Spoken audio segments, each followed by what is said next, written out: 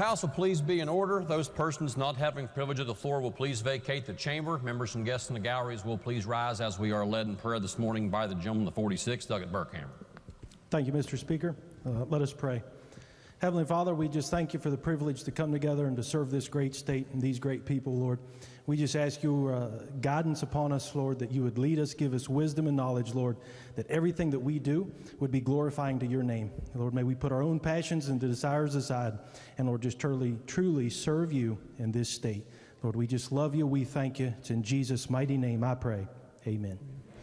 Members and guests will please remain standing as we are led in the Pledge of Allegiance by the gentleman, the 34th, Delegate Boggs.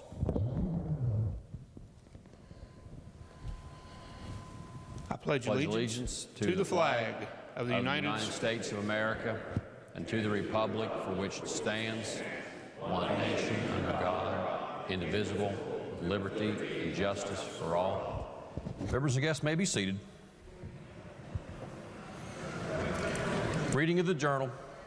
Journal of the House of Delegates, Charleston, Tuesday, October 12th, 2021. Lady in the 57th, Delegate Rowan. Mr. Speaker, I ask unanimous consent that the further reading of the journal be dispensed with and that it be approved as having been read. The lady in the 57th asks unanimous consent that the further reading of the journal be dispensed with and that it be approved as having been read. Are there objections? There are no objections. Introduction of guests. They're both amended. Introduction of guests. Gentleman the 27th, Delegate Gearhart. Hey, clerk, which one's?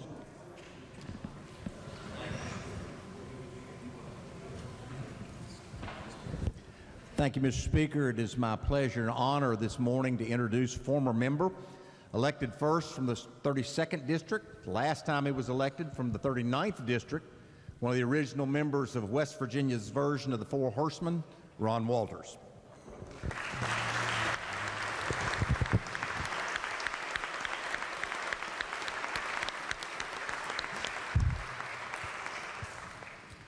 Further introductions. Lady in the 51st, Delegate Fleshour is recognized. Thank you. In the back gallery, I'm pleased to introduce Thornton Cooper, who has designed a map. He's worked on redistricting issues for over 40 years for 5 different redistricting sections. He's a believer in trying to follow our Constitution, and I am very proud with the House. Give him a very warm welcome.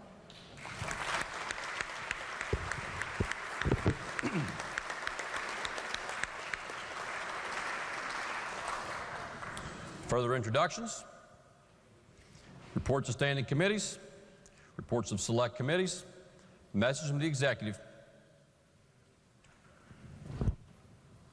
West Virginia Executive Department, Charleston, a proclamation by the governor. I, Jim Justice, by virtue of the authority vested in the governor by Section 7, Article 7 of the Constitution of West Virginia, do hereby amend the proclamation dated October 8, 2021, calling the West Virginia Legislature to convene in extraordinary session on Monday, October 11, 2021, in its chambers in the state capital, the city of Charleston, as follows.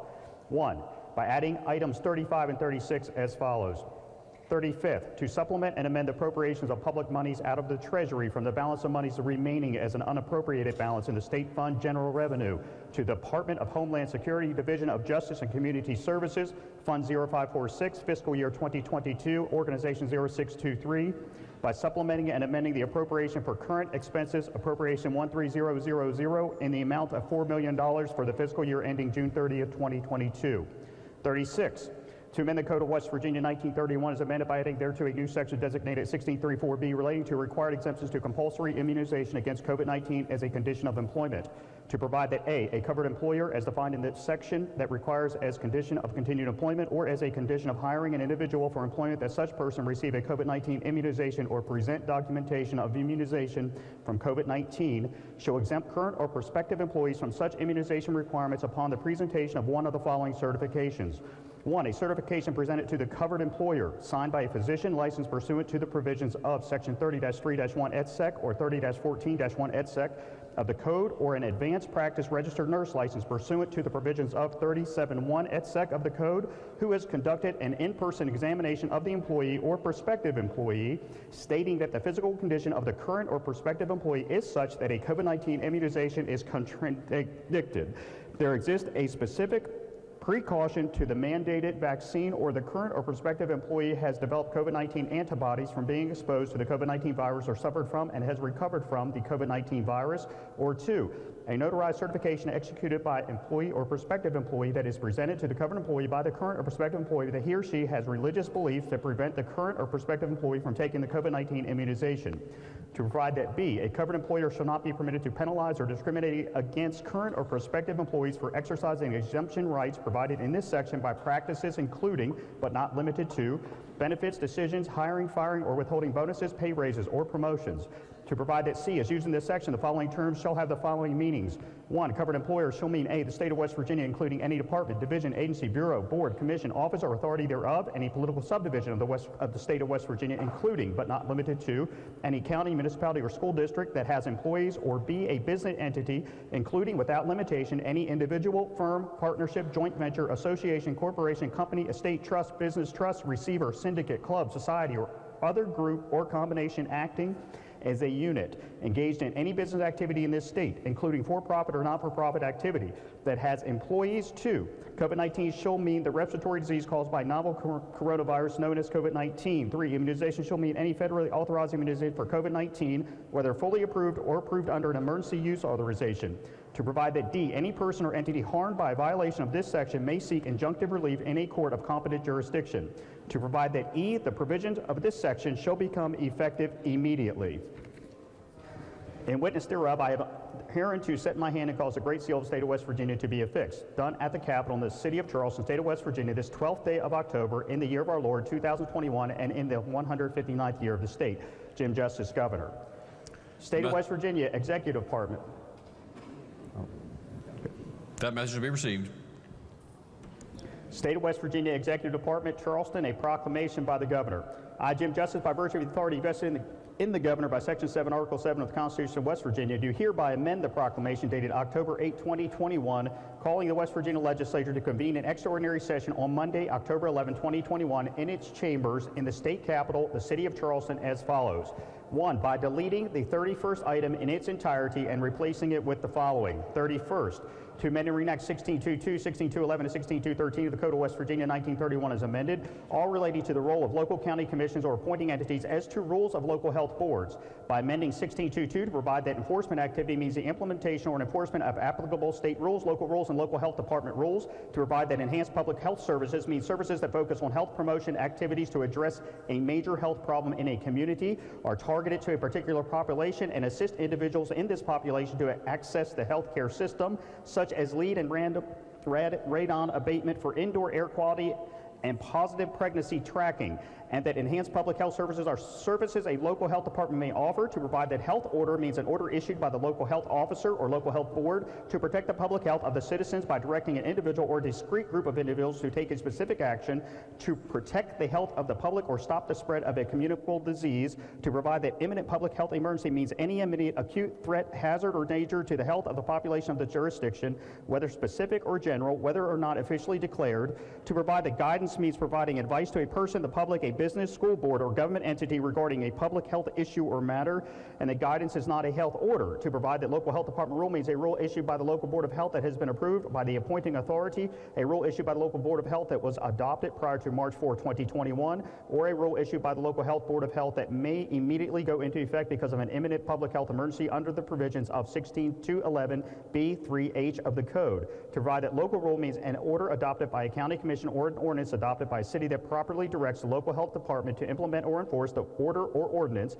To provide that state rule means a state statute, a legislative rule promulgated by a state agency, or an order of the secretary relating to the public health that is to be enforced by the local health department. To provide by amending 16.211B3A that a local board of health may adopt and promulgate from time to time amend local health department rules consistent with state rules that are necessary and proper for the protection of the general health of the service area and the prevention of the introduction, propagation, and spread of disease. to provide by amending 16211B3B that the Commissioner shall establish a procedure by which adverse determinations by local health departments may be appealed, unless otherwise provided for the purpose of ensuring a consistent interpretation of state rules, to provide by amending 16211B3C that when local health department rules are adopted, promulgated, or amended, the local Board of Health shall place notice in the state register and on their organization's webpage setting forth a notice of proposed action, including the text of the new local health department rule or the amendment and the date, time, and place for receipt of public comment. To provide by amending 6211B3D that all local health department rules shall be approved, disapproved, or amended and approved by the county commissioner appointing authority within 30 days of approval from the local health board of health. And any local health department rule on which the appointing authority has no action within 30 days shall be void. To provide by amending 6211B3E that all local health department rules of a combined local board of health shall be approved, disapproved, or amended and approved by each appointing authority within 30 days of approval from the combined local board of health. If one appointing authority approves and another one does not approve a local health department rule from a combined local board health department, the local health department rule is only in effect in the jurisdiction of the appointing authority which approved the local health department rule. To provide by amending 16211B3F that an approved local health department rule shall be filed with the clerk of the county commission or the clerk or the recorder of the municipality or both, and shall be kept by the clerk or recording officer in a separate book as public records. To provide by amending 16211B3G that a local health department rule currently in effect on March 4, 2021 is not subject to approval unless amended from the county commission or appointing authority. To provide by amending 16211B3H that if there is an imminent public health emergency, approval of the county commission or appointing authority is not necessary before the local health department rule goes into effect, but shall be approved or disapproved by the county commission or appointing authority within 30 days after local health department rules are effective. And any rule in which the appointing authority has taken no action within 30 days shall be void. To provide by amending 16213A that a local health officer serves as the executive officer of the local board, and under its supervision, a local health officer shall administer and enforce state rules, and local health department rules within the local board of health service area. And by amending 16213 by adding thereto a new section designated C, D, and E, to provide that a local health officer shall perform enforcement activity, that a local health officer may issue guidance, and a local health officer may issue an order respectively. In witness whereof, I have hereunto set my hand and caused the great seal of the state of West Virginia to be affixed. Done at the Capitol in the city of Charleston, state of West Virginia, this 13th day of October in the year of our Lord, 2021, and in the 159th year of the state. Jim Justice, Governor. That message to be received. Are there further executive messages? If not, message from the Senate, resolutions, petitions, motions, bills introduced. House Bill 335 relating to COVID-19 immunizations requirements for employment in the public and private sectors. Bill will be referred to the Committee on Government Organization. House Bill 336 supplementing and amending appropriations to the Department of Homeland Security, Division of Justice and Community Services. Bill will be referred to the Committee on Finance. Are there further bills introduced? If not, unfinished business. Bills on third reading. House Bill 301, reapportioning House of Delegates districts. Ladies and gentlemen, this bill was advanced to third reading yesterday with the amendments pending and the general right to amend. Clerk will report the first amendment. Delegate Zukoff moves to amend the bill. This is HFA Zukoff 1012, number 1.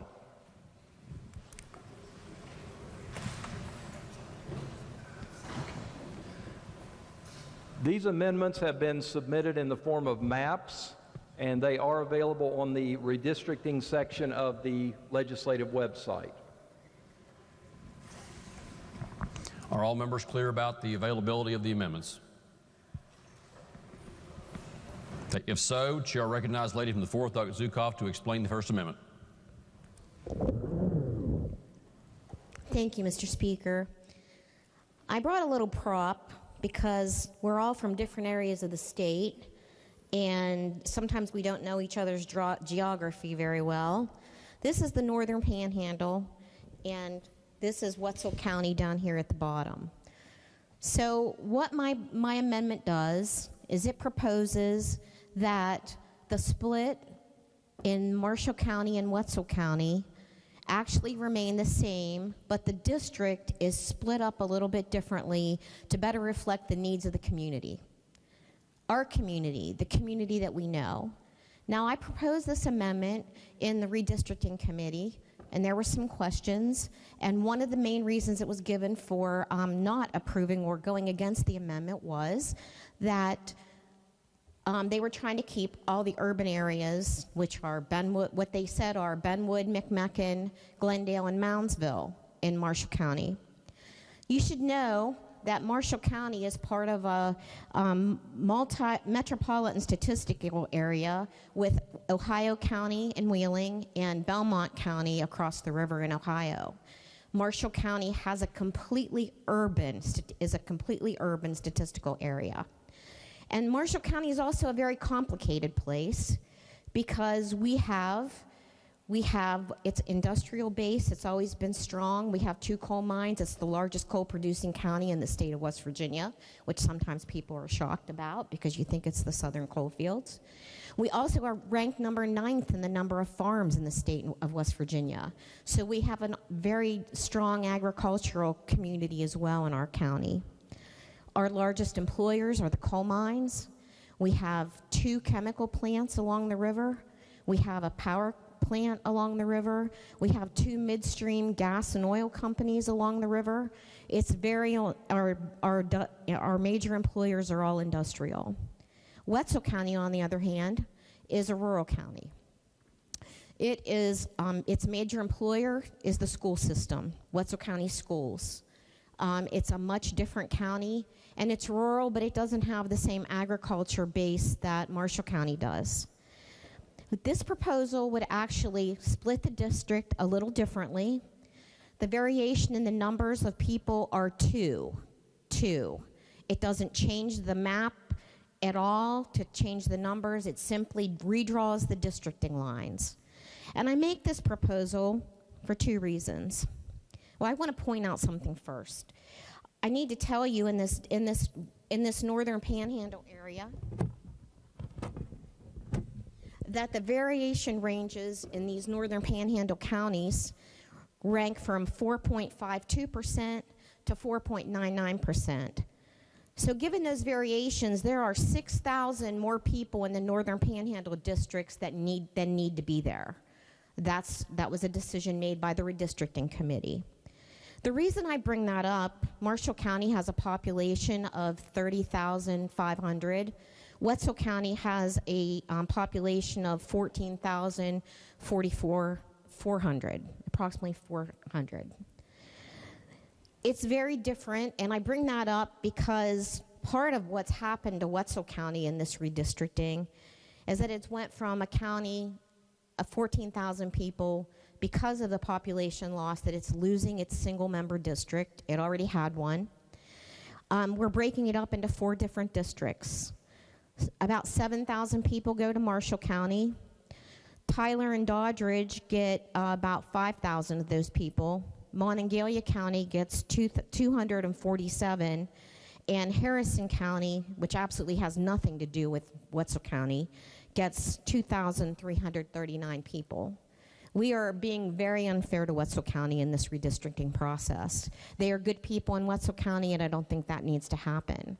But I'm also here to talk to you about the redistricting drawing, because the redistricting drawing puts the 2 county seats, Moundsville, which has 8,093 people, and New Martinsville, which has 5,200 people, both the county seats, largest communities in each county, in the same delegate district. What they have in common, those industrial items the industrial jobs that I mentioned along the river, those are south of Moundsville, between Moundsville and New Martinsville. Along the river, we have all industry heading down south. What Wetzel and Marshall County do have in common is that there are some people who work in Wetzel County, who live in Wetzel County, who work in that area. So it seems to me that combining the highest population centers, Moundsville and New Martinsville, the county seats, and the rest of keeping the rest of Wetzel County with its major population base of New Martinsville makes the most sense for redistricting. And when we talk about urban areas, I can tell you that Benwood, McMecken, and Glendale would tell you that they have nothing in common with Moundsville, other than they're along the river. The only things they have in common. Benwood and McMecken are considered sometimes joint. They're very close in size and locality. And then we have Route 2 along the river with a mountain and if you've ever been up that way, the Narrows, we call it locally, that separate McMecken and Glendale. This redistricting that I'm proposing would put Glendale, McMecken, Glendale, which has 1,496 people, McMecken that has 1,697 people, and Benwood that has 1,252 people, all in the same district. The district as it is written now splits up the school districts, the schools in that area. We heard from the redistricting committee this week, if you were in attendance, that schools are one of the main things that were taken into consideration when we were putting the communities together. This split as it is splits up Hilltop Elementary and Sherrard Middle School. Glendale, McMecken, and Benwood all feed into Sherrard Middle School. This would keep those areas together, and it would keep Hilltop Elementary from being split down the middle, as the same with Sherrard Elementary. So I think it's really important when we talk about these issues and we talk about our communities that we talk about our communities. We know our communities best. I'd also like to talk about this process.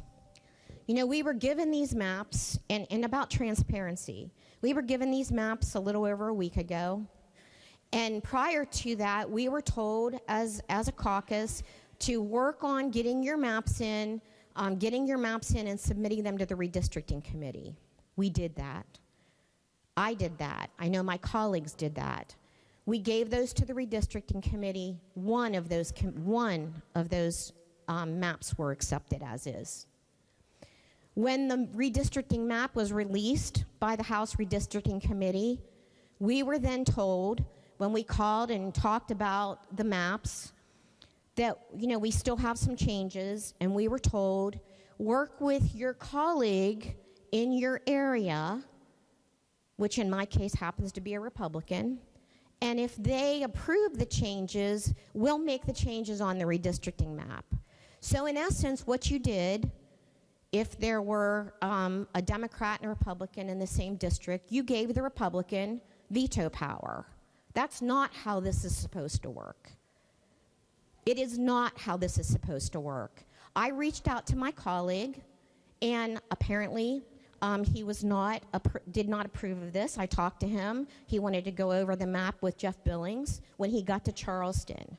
By that time, it was too late for us to make any changes because we had to have the map changes in place on Friday. And I told him that. And the changes, and his response was, I'm going to talk to Jeff Billings when I get to Charleston. So in essence, because I have a colleague who doesn't want to talk about the maps or make any changes or talk about our communities, then my community is really not being taken into consideration, the people. It's about politics. And that's not what redistricting is supposed to be about. It's supposed to be about the people in the community, not about the politicians. All that being said, I would really appreciate your consideration in changing our district map drawing. It doesn't change the population amounts, so there's no variation. 2 people go from one district to the other. Two people. And it changes the map to better reflect the needs and the issues of importance to our community. So with that into consideration, Mr. Speaker, I would ask for the yeas and nays, and please consider making this change. Thank you. The question is on the adoption of the amendment. The gentleman 56, Delegate Howe, is recognized. Thank you, Mr. Speaker. I would rise in opposition to the gentlelady's amendment. This was offered in committee, debated in committee, and defeated in committee. It does separate communities of interest. It's the communities of interest are the urban parts of that area are together, and the rural parts of that area are together. I urge rejection. The question is on the adoption of the amendment. Is there further debate on the amendment? Gentleman 3rd, Delegate Fluharty, is recognized. Thank you, Mr. Speaker. Would a gentleman from the 4th yield?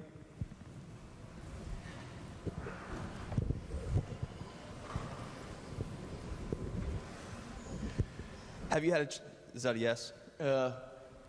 You know, I don't think I'm going to. Oh, really? No, I think we're just going to go ahead and let's just get on with you don't want to discuss your area? Let's not have a debate. Either you do or you don't. No, I'm all right with it. So let's don't have a debate. So gentleman does not yield. I do not yield. Okay. I'll speak to it then, Okay. Mr. Speaker. The gentleman is recognized. Well, I think the fact that he will not yield to questions really says everything about this process and how my colleague here was not given a fair shake on the map and the drawing and how it played out. When you have somebody who won't even speak to the area that is being changed right now, won't meet with colleagues to discuss the area, and won't even stand on the floor and tell us why this is a bad idea. Can't even tell us why her amendment is not a good one or why he disagrees with it. Won't meet with her. So I think that right there in itself, as we know, the veto power that was provided to the gentleman from the 4th, when he won't even speak to his colleague from the 4th, really is not a good look for our state, not a good look for the process, and gives credence to the fact that this amendment needs to be adopted, should be adopted, so her voice is finally heard, as it was not heard throughout the process. Thank you, Mr. Speaker. Is there further debate on the amendment? Roll call vote on the amendment is demanded. Is the demand sustained? Demand is sustained. The question before the House is the adoption of the amendment. Those in favor of adoption of the amendment will vote aye. Those opposed will vote no. The clerk will prepare the machine.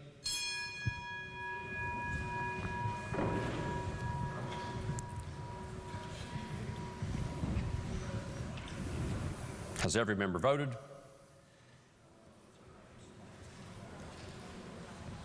If so, the clerk will close the machine and ascertain the result. On that question, there were 25 ayes, 73 nays, and 2 members absent. Less than a majority voting in the affirmative. The chair declares that amendment lost. The clerk will report the next amendment. Delegate Hornbuckle moves to amend the bill. This is HFA Hornbuckle 1012, number 1. The gentleman from the 16th, Delegate Hornbuckle, is recognized to explain the amendment. Yes, sir. Thank you, Mr. Speaker. Ladies and gentlemen, what my amendment does is it seeks to stop disruption in the middle of the city, which is the city of Huntington, West Virginia. There are 2 currently communities on the current map that are being disrupted. Again, what mine does is going to clearly define the lines between communities and put one whole community of interest back together.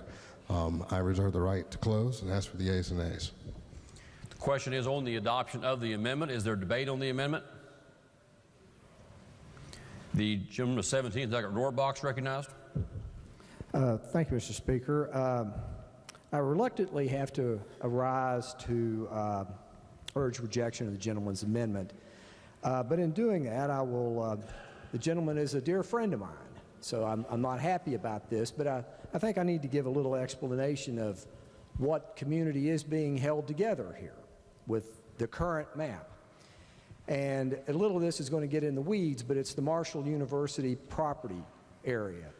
So what this current map that is before you, before the amendment, seeks to keep whole are the properties, and I guess you have to know a lot about Marshall University and Huntington, but the university is clearly growing east into the Highland community with the ACNF property, the soccer stadium, the new baseball stadium, and I know those of you from Cabell or that went to Marshall understand what I'm talking about.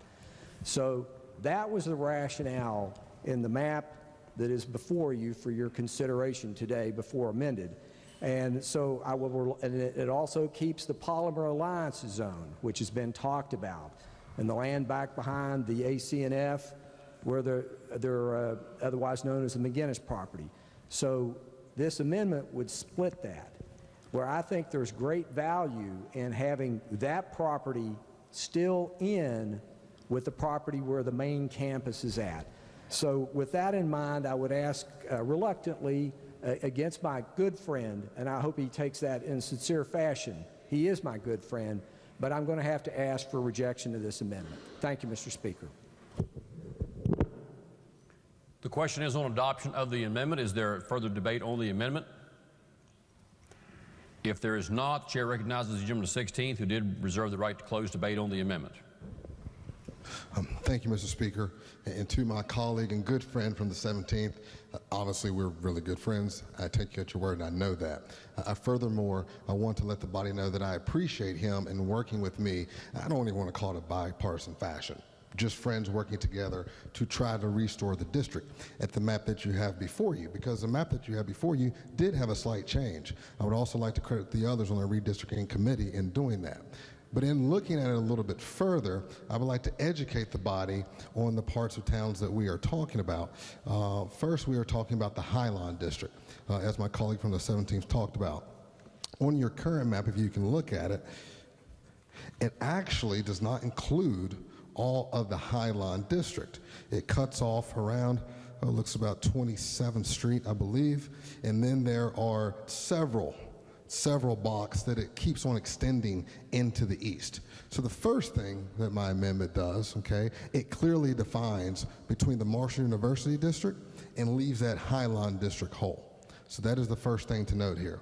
Secondly, what my amendment does, it's going to help out another community. It's going to help out the Fairfield community. And I would like to just briefly talk about that Fairfield community, again, to educate all the body members in here on what we're speaking about. Some of you all are familiar potentially with the ABC grant that we won in our city of Huntington under the great leadership of Mayor Steve Williams. And to speak on that, it has three main components. It has the Fairfield Innovation Corridor, the Highline Revitalization, the West End Revitalization. And just to read a little bit of the script here, the Fairfield Innovation Corridor is a complete and holistic revitalization of the Huntington area from 8th Avenue to I-64 and from 12th Street to 28th Street. The Fairfield effort identifies specific projects and steps to help implement visions and initiatives developed through extensive input from members of the Fairfield neighborhood as part of the America's Best Communities HIP plan and the HUD Choice Neighborhood Master Transformation Plan. 4 things to note. The initiative's success relies on including residents, businesses, the faith community, and anchor institutions in the planning process, strengthening existing community entities that provide services, developing a master transformation plan that focuses on all the challenges that face Fairfield, and maintaining the culture and heritage of this traditionally African-American community. And so, again, on our current map, it stops at about 22nd Street. Right? It clearly says that it goes from 12th Street to 28th Street. And so in efforts to be in conjunction with our city for future grant opportunities, economic development that bolsters the whole city, we need to have a level of consistency here. When we talk about some of the pillars of the community, Spring Hill Elementary, it sits right smack dab in the middle of where the current map is fractured, breaking up like interests. Cabell Huntington Hospital, formerly Mountain Health Network, sits right in the middle of the community. All of you all that have traveled to the Jewel City know this as you come down Hal Greer in the main corridor. We also have the potential planning of a grocery store, and that is a food desert, right in the middle of where it is currently severed at. There's a fire station that is being planned, again, right there in the middle of where this line fractures those communities. And so, again, I want to applaud the efforts, but we have to do it a little bit better to make sure that we are keeping those like communities together. I will also say this in closing, that literally just this week, out on this floor, we understood that some of my other colleagues helped the delegate from Webster to protect him. Why are we not extending that same courtesy to voters in my district to protect their interests? Thank you. I would urge your support and ask for the yeas and nays. The question is on adoption of the amendment. Roll call vote on the amendment was demanded. Is the demand sustained? Demand is sustained. The question before the House is, shall the amendment be adopted? Those in favor of adoption of the amendment will vote aye. Those opposed will vote no. The clerk will prepare the machine.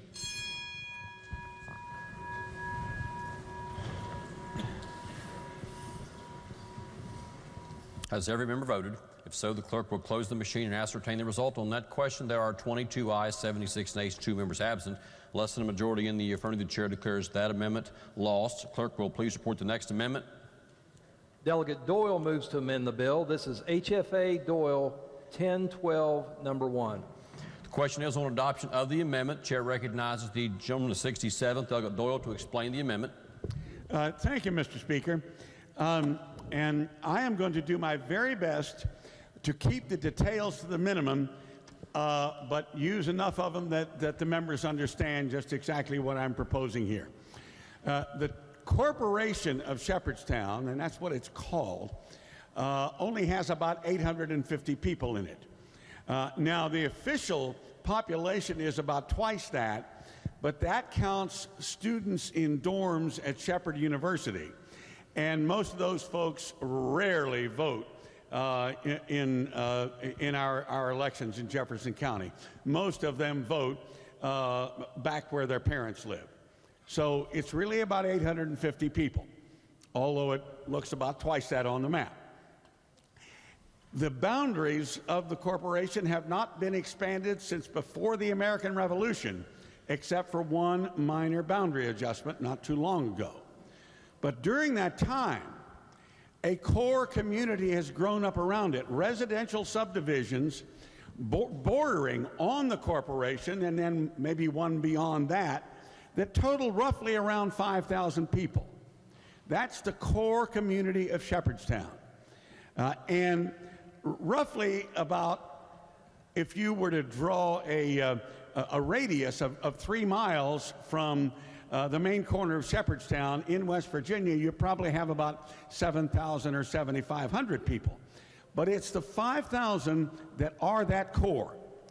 The bill, in its present form, divides that 5,000 roughly in half. And even in a couple of cases, some of these residential subdivisions are divided in half.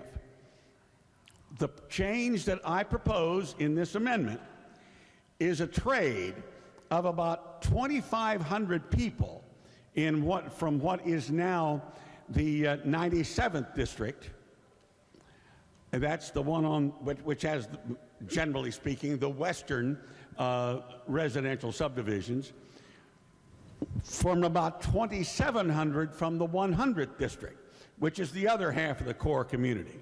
And in accomplishing that, it takes a fair number of people in the 97th that are farther out, moves them into the 100th, and in return moves some of the core subdivisions and the corporation from the 100th to the 97th. Now, the difference, incidentally, is 234 people. The 97th would gain 234 people at the expense mostly of the 100th, but also in a dozen here, 25 there, from the 98th and 99th, to make the lines work and to make the numbers work. And incidentally, under the present plan, the 97th is almost a -5 in terms of population. So it can handle these additional 234 people.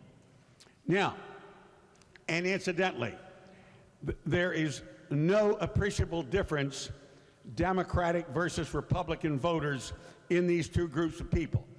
I know that. This is my 25th year in the legislature. In every election I've run, I have knocked on all those doors. I've knocked on them so often, I know in many cases who's behind them. I know how they vote, and there is no, in both cases, you're talking about moving this population in Jefferson County in with the 97th district. You're talking about people that vote 2-to-1 Democratic or maybe a little bit better. So in either case, you're talking about a whole lot of Democrats going in to this district. Now, because of contiguity questions, there, I got that pronounced right, there are maybe a few hundred of the far out subdivisions which are already in the 97th and are staying there. That's because they're flush up with the Potomac River, which borders on the state of Maryland, and Maryland owns the river up to the West Virginia side, so we can't figure out anything else to do with them. They need to stay in the 97th. Now, I'm not running. no matter what. The district as it is now in the bill makes it impossible for me to win. This change will also make it impossible for me to win. So there's no difference there. But what we will be doing is keeping the core community of Shepherdstown together. And so for that reason, I ask for your support. And Mr. Speaker, I'm happy to answer any questions any of the members might have. And I ask for the right to close. The question is on the adoption of the amendment. The gentleman of 66, Delegate Espinosa, is recognized. Thank you, Mr. Speaker. I urge rejection of the gentleman's amendment. As we tried to develop our various maps around the state and including in Jefferson County, we certainly did our best to keep our municipalities whole, and the map that we've submitted, House Bill 301, does just that. I did have an opportunity to speak with my Jefferson County colleague before today's floor session and asked him about Shepherdstown, the corporation of Shepherdstown, and he advised, as he's shared with you, that his map would actually, his proposed amendment would actually have Shepherdstown in District 97, which is a district that includes not only a portion of Jefferson County, but Berkeley County. House Bill 301 would ensure that all of our municipalities in Jefferson County are represented by delegates who reside in Jefferson County. With all due deference to my colleagues from Berkeley County, the gentleman's amendment certainly might result in one of our municipalities in Jefferson County being represented by a Berkeley County delegate. I realize that in a lot of areas of the state that, that's unavoidable. But again, the map that we presented to you for consideration ensures that all of our municipalities are represented by Jefferson County delegates, and so for that reason, would urge that you reject the gentleman's amendment. Is there further debate on the amendment? If not, the chair recognizes the gentleman of 67th, Delegate Doyle, to sponsor the amendment to close debate on the amendment. Thank you again, Mr. Speaker. What the gentleman from southwestern Jefferson has just explained to you is, I believe, illusory. The town of Shepherdstown, that core community that everybody in it believes, I am a resident of Shepherdstown, includes those 5,000 people. That's what I'm talking about. I have talked to many of them since this first map came out, and almost to a person. In fact, to a person, I haven't yet heard anybody tell me different. They would rather the core community stay together and be represented by someone who resided in Berkeley County than have the core community eviscerated, as the current bill does. So I urge you to vote for my amendment, and I ask for the yeas and nays. The question is on the adoption of the amendment. Roll call vote is demanded. Is the demand sustained? Demand is sustained. The question before the House is, shall the amendment be adopted? Those in favor of adoption will vote aye. Those opposed will vote no. The clerk will prepare the machine.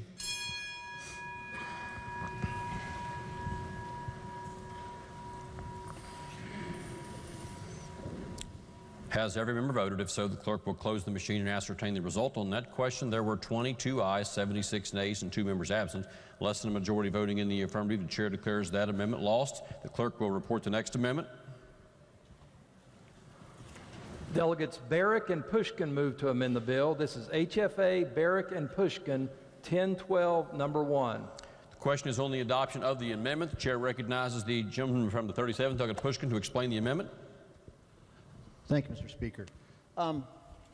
Looking at how the voting has gone so far on our amendments, I have to say that I still like my chances on this amendment. It is because we're talking about such a slight boundary adjustment. And what it would do is, we're talking about what in 301, a district which is now 54, which is fairly close to the district that I represent now, which is the 37th. However, in 54, it takes off part of the East End Hill. It takes off Wirtz Avenue that has been a part of the district I represent for since, I believe, since 1991. It takes that part off, and it added in parts of the West Side Hill. and then cut off the part of Chandler Drive that has also been in the district that I've represented for quite some time. But what that map, in 301, what that also does is it creates a situation where the new 54th district has 18,830 people in it, and in the new 53rd district, which currently no members of this body reside in, that new district is under. It's at 17,602. What this slight boundary adjustment does, it evens it up. It makes them equal districts, and it adds parts of what's now the 37th, which is Chandler Drive area. It goes up a little bit further into the Sugar Creek area, which is still part of the city of Charleston. Most of Sugar Creek's inside the city of Charleston. It's considered North Charleston, and that would put that back into this new district that's the 54th, and then take that part of the West Side Hill and put it back with what's now in the 36th.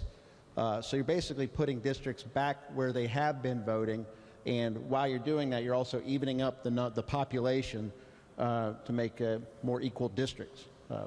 So I would also reserve the right to close and ask for the yeas and nays. The question is on the adoption of the amendment.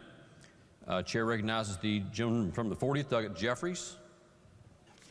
Thank you, Mr. Speaker. I rise in opposition to this amendment. During the public hearings and public comment period, the community, or this committee, heard citizens state that they wanted a dedicated Charleston district, which included the flats of Charleston and West Side Hill. We agreed, and that's what this does. This amendment would undo what the people of the East End and the West Side of Charleston wanted. It removes a portion of West Side Hill. The Charleston district would then also reach into Sissonville and out of Charleston city limits beyond what the delegate just referenced, and into Sissonville High School's district. For this reason, I urge rejection of the amendment. Chair recognizes the gentleman from the 36th, Delegate Barrick. Thank you, Mr. Speaker. Yeah, I just want to echo the delegate from 37th feelings about this, Delegate Pushkin, that we'd like to take it back to where it has been historically. The 37th has been mostly the lower elevations of flatlands of Charleston, and he wants some of that restored back. And then I've been in the old 36th, which includes the hills of the west side, and it just makes a lot more sense geographically, and I think also demographically, because the 37th district was created as a protected district because of its makeup of the population, and I think we would just keep that integrity in order. I think that's the way it was meant to be done, and I think we should go back to that, and so I would certainly vote for the approval of this amendment. Thank you. The question is on the adoption of the amendment. Is there further debate on the amendment? If there is not, Chair recognizes the gentleman from 37th, Delegate Pushkin, to close debate on the amendment. Thank you, Mr. Speaker. And well, I appreciate the comments of my friend from what's now the 40th district here in Kanawha County. I would beg for him to come down to Charleston and pay more closer attention to our geography. The district, in the amendment that we're proposing, it doesn't go anywhere near Sissonville High School. It doesn't go into Sissonville. Sissonville would still be in a Sissonville type district. It doesn't go up Sissonville Drive that far. It's still in the city limits of Charleston. And if the point is to keep the city of Charleston together, well, they're removing many precincts that are in the city of Charleston from the other end of the district. Wirtz Avenue, Oak Ridge Drive, there's the whole East End Hill removed from the district. That's still a part of the city of Charleston. So I don't think the motive was to keep the city of Charleston together, especially when on the other side of the river, you split South Hills into two districts to go all the way to Tornado. So I'm not sure if the motive was actually to keep the city of Charleston together. If that's the case, you might want to talk to some of the folks in the South Hills shopping district who are now split in two, because that's not quite together. Now, I know that the motive was not to just pit two Democratic delegates against each other. That couldn't have been the reason, just to draw that neighborhood in. I think more highly of my colleagues than that. So if you'd like to, just in the manner of fairness, if you'd like to, there's an empty district, it doesn't affect any other district, it creates two equal districts instead of one lopsided district. a district that no members currently live in, then you'd vote for this amendment. So I'd ask for the yeas and nays. I'd like to see who supports it and who doesn't. Thank you. Question before the House is the adoption of the amendment. Roll call vote on the amendment was demanded. Is the demand sustained? Demand is sustained. Question is, shall the amendment be adopted? Those in favor of adoption of the amendment will vote aye. Those opposed will vote no. The clerk will prepare the machine.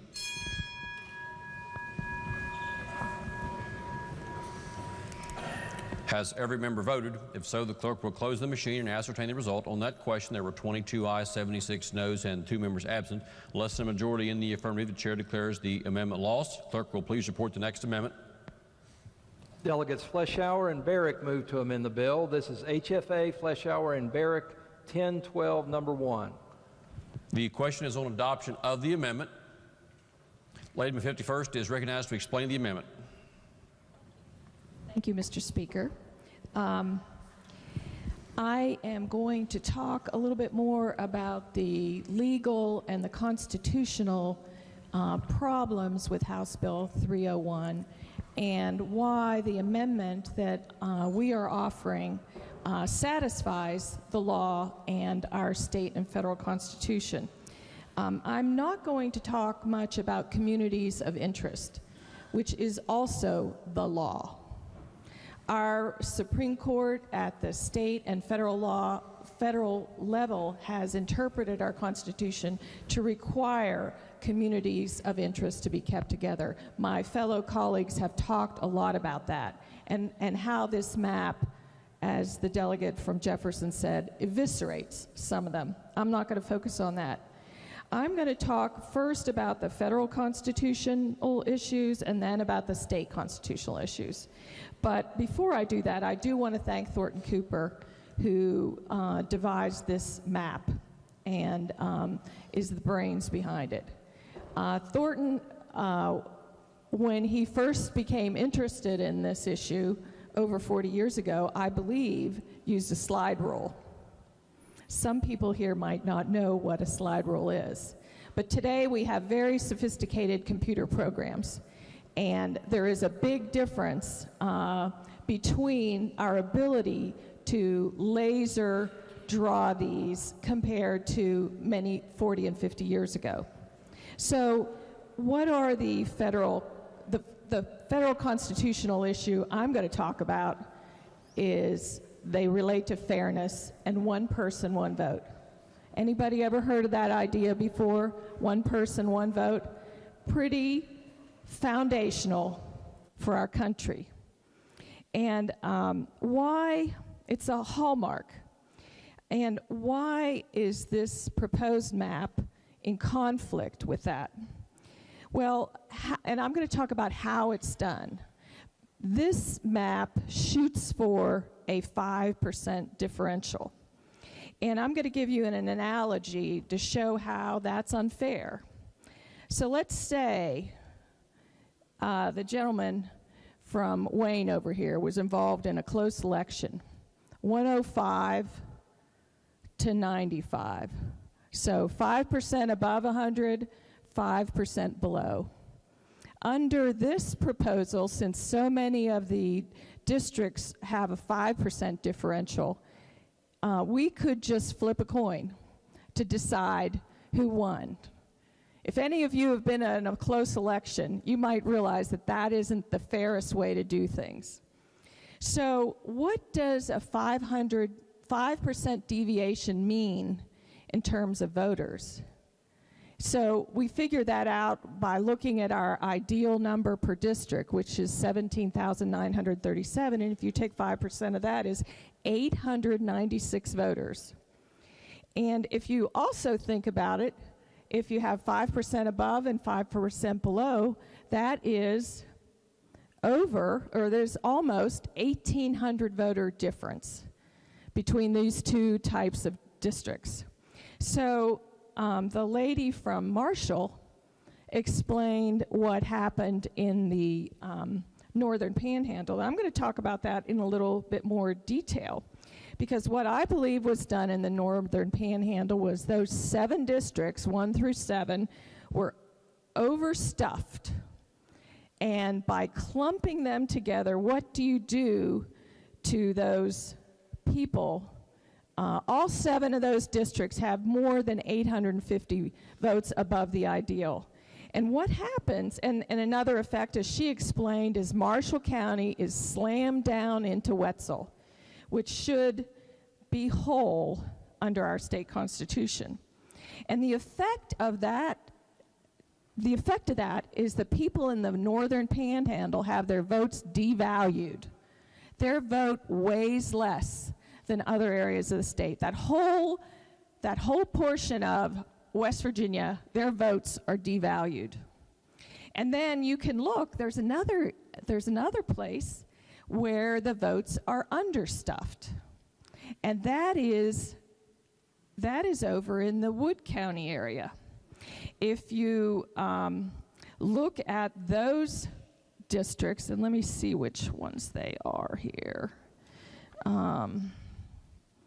On the proposed map, they are 10, 11, 12, 13, and 14. All of those districts are between 792 and 882 under the ideal. And what that means is the people, the voters in the Wood County area, will have more of a say than the voters in the northern panhandle. Their votes will have more weight. Those voters are more important than the people in the northern panhandle. So what the amendment does, in addition to preserving communities of interest, it also keeps all districts, all 100 districts, under 1%. So no more than 1% over or 1% under. And that is a much better goal. It satisfies the fairness component that is what one person, one vote is all about, and which is required by the 14th Amendment to the Constitution. Now I'm going to talk next about the state constitution. There are 2 reasons we should adhere more closely to the state constitution. One is because respect for counties is incorporated into our state constitution. 2, fairness is incorporated by the formulas that include both population and county integrity. So how should redistricting have been done under our state constitution? Well, there are 2 sections of the Constitution, and as you may recall, they were passed out yesterday, the sections relating to redistricting.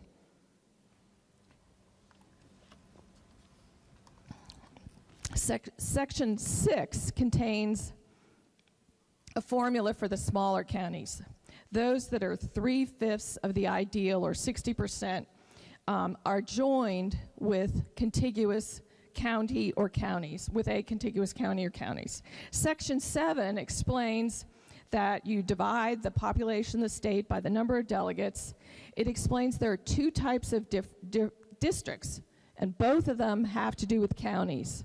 They're counties and delegate districts, which contain portions or counties that are lumped together. And then Section 7 also has a formula for that, including the fractions that are left over.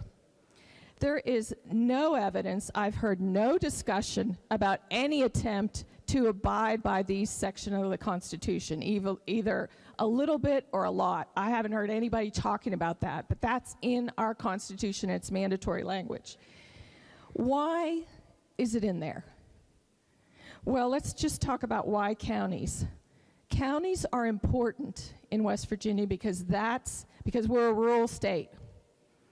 Most people think of themselves as a resident of a county as opposed to any particular town, and we don't really have any big cities. Using counties also is a fairness issue because it provides a hard line to prevent gerrymandering.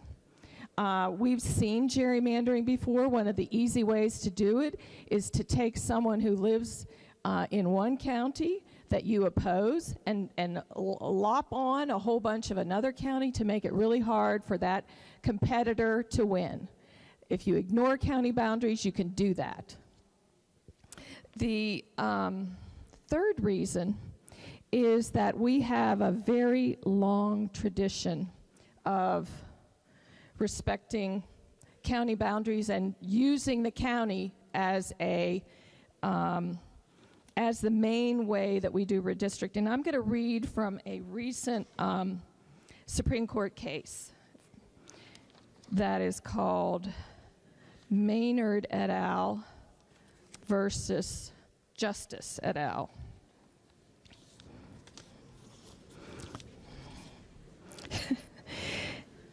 Okay, that case was decided in June 2021. And here's a line from it. For more than a century, the court said, from the time of West Virginia's founding in 1863 until 1973, delegates to the West Virginia House of Delegates were apportioned among counties, with the number of delegates per county varying with the population of the county. In 1973, as many of us have heard, the Supreme Court issued the Reynolds V Sims decision. The first West Virginia case after that was Goins v. High School, or Goins 2, which was also decided in 1973. The Maynard case quotes Goins 2, summarizing the new apportionment plan in West Virginia. The House's membership is established at 100 members, with the state divided into 36 delegate districts, most drawn along county lines, with counties combined together in many instances, and the lines of only 6 counties being cut. So our court said that what was done after Reynolds v. Sims was okay, and they acknowledged that we had this long tradition of respecting counties, and they tried to balance the federal constitutional requirements with the state constitutional requirements, and the court said they succeeded. Well, what are we doing in this bill, House Bill 301? We heard yesterday that 42 county lines were cut. And what does the amendment do? Only 2 counties are split between different delegate districts. That's the difference between HB 301 and the amendment that we are offering. I would like you to please take a look at the language that was distributed yesterday from the House redistricting portions of our Constitution. If you'll do that, you'll see the word shall is mentioned 14 times. I bolded them. And county or counties is mentioned 13 times. Do you think that was just an accident? Do you think the founders meant to emphasize shall because they wanted us to abide by it, and county or counties because they wanted us to respect counties? In our Bill of Rights, the word shall is used 15 times. Are we allowed to ignore the word shall in the First Amendment or in the Second Amendment? I don't think so. And we shouldn't be ignoring it now. We can balance the requirements of both the federal and the state constitution, and we should. The amendment we are offering today does that. Please vote for this amendment. I ask for a roll call vote and the right to close. The gentleman at 36, Doug Barracks, recognized. All right, thank you, Mr. Speaker. All right, since my other amendment went so well, I thought I'd just keep going on a roll here. So we'll try this one. This is a great amendment. This bill is great. The goal of redistricting, as we know, is to be fair without putting politics involved with it, to keep communities of interest together, and to respect the will of the people. And Thornton Cooper, I've talked to him quite a bit about this, and he's done a marvelous job. We've talked about him. He's up there in the gallery. He's done this for 40 years. He really knows what he's doing. And he really achieves everything he sets out to do with this bill. I kind of consider redistricting like surgery.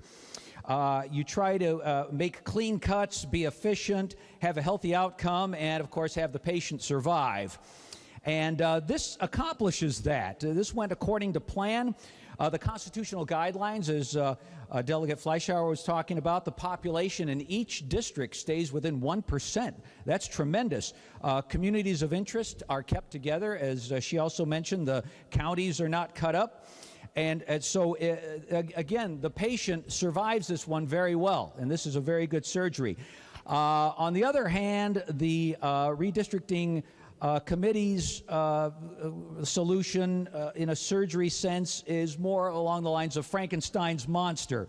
We're talking about a body being dug out of the graveyard, the bolts in the neck, the wrong brain put in. It just doesn't fit. Just nothing's right with it. And we've seen how several areas have been cut up into pieces, several communities cut into 3 or 4 different districts. If you were at the public hearing today, we've had people talk about the Dunbar Institute, and we're going to have another amendment about that, about how that's sliced up, and that should be stuck together. Again, this amendment does what it's supposed to do. It's surgically correct. In fact, I call him Dr. Cooper now. It was such a success about what we should be doing with this. I hope you'll vote on what we're supposed to be doing, not just what's politically expedient. This is what we're supposed to be getting done, keeping things fair. I hope you will vote in favor of this amendment. So I'm also asking for the yeas and nays. Thank you very much.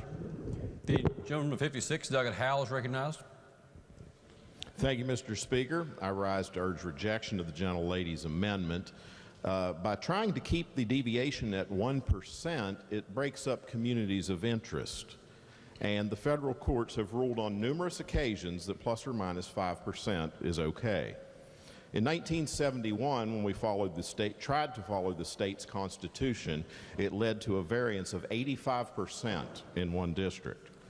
We looked at the current makeup of the state, and if we followed the state's constitution, it would lead to a variance of 39%, all well outside the federal court cases. I urge rejection. The gentleman from 37, Delegate Pushkin, is recognized. Thank you, Mr. Speaker. While I appreciate what the chairman just read, I would point out that this map, while it doesn't create as big of a deviation as 301, the COM sub for 301, it narrows that and doesn't split up as many communities of interest as what we might be debating here in a second. So yeah, this is a more fair map. But just what I wanted to point out, though, is I couldn't help but notice my dear friend and former colleague from Berkeley County is joining us today, former Delegate John Overton. And if you've been following our friend's career over the past 30-some years, over and over again, he was a champion of creating an independent redistricting commission to take politics out of this process and give it to a neutral commission to draw the lines. So we don't pick our voters, the voters pick us. Politicians aren't drawing their own lines. It creates an independent commission. I would applaud our former colleague, John Overton from Berkeley County, for always standing up for what's right and supporting that independent commission. And then even when he was in the majority, we had a bill that moved about the same time we went to 100 single-member districts. There was also a companion bill that I introduced that created an independent redistricting commission. Unfortunately, once that bill went through the process and wound up going to a subcommittee of the judiciary, it was gutted until it didn't really create a commission anymore. That's unfortunate. It's something we could use now. We do not have an independent redistricting commission, but we do have the gentleman in the gallery who is independent. I know him, and has devoted his life to redistricting. And this is a fair map, not drawn by politicians, drawn by a citizen. It abides by one person, one vote. The deviation is very, very low. The differences in the districts. This is a fair map. There's things on here I do not particularly like. There's things over here that a lot of us don't like. There's some things you might not like. There's a lot of things we do like. This is a fair map. It's less likely to wind up in court. I would strongly urge support of the gentlelady's amendment. Lady in the 41st, Delegate Tully, is recognized. Thank you, Mr. Speaker. I rise to urge rejection of this map. I spoke to Thornton Cooper this morning during the hearing, and actually, if you look at Nicholas County, this is far from surgical skill. This is simple butchering of Nicholas County. Unless you've lived under a rock for the last 4 to 5 years, you know that we've went through a very tumultuous time after the flood with our school consolidation debate. This does nothing but pit communities against each other, and I urge rejection, and I cannot believe that it would probably even be considered. Thank you. question is on the adoption of the amendment. Is there further debate on the amendment? If not, Chair recognizes Lady from 51st to close debate on the amendment. Thank you, Mr. Speaker. As the gentlelady perhaps knows, that the issue of the schools in Nicholas County is something that is kind of close to my heart, too. And I think if there is a mistake in this proposal, the way to fix mistakes is to amend it. So I think that would have been a better way to resolve that. In response to the gentleman from Mineral, this map does not have a 39% deviation because it does not prioritize the state constitution over the federal. Under our federal constitution, federal law is supreme. That's the supremacy clause. So federal law takes precedence in the drawing this map. The state constitution is secondary, but we tried to balance the interests, respect counties as much as possible, and follow the formula. And I think it's a good start. I wish it were taken more seriously. I think it is much better in terms of being consistent with federal and state constitution, and I urge adoption. Roll call vote on the amendment was demanded. Is the demand sustained? Demand is sustained. The question before the House is, shall the amendment be adopted? Those in favor of adoption of the amendment will vote aye. Those opposed will vote no. The clerk will prepare the machine.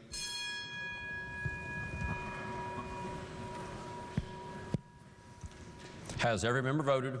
So the clerk will close the machine and ascertain the result on that question. There were 20 ayes, 78 noes, and 2 members absent.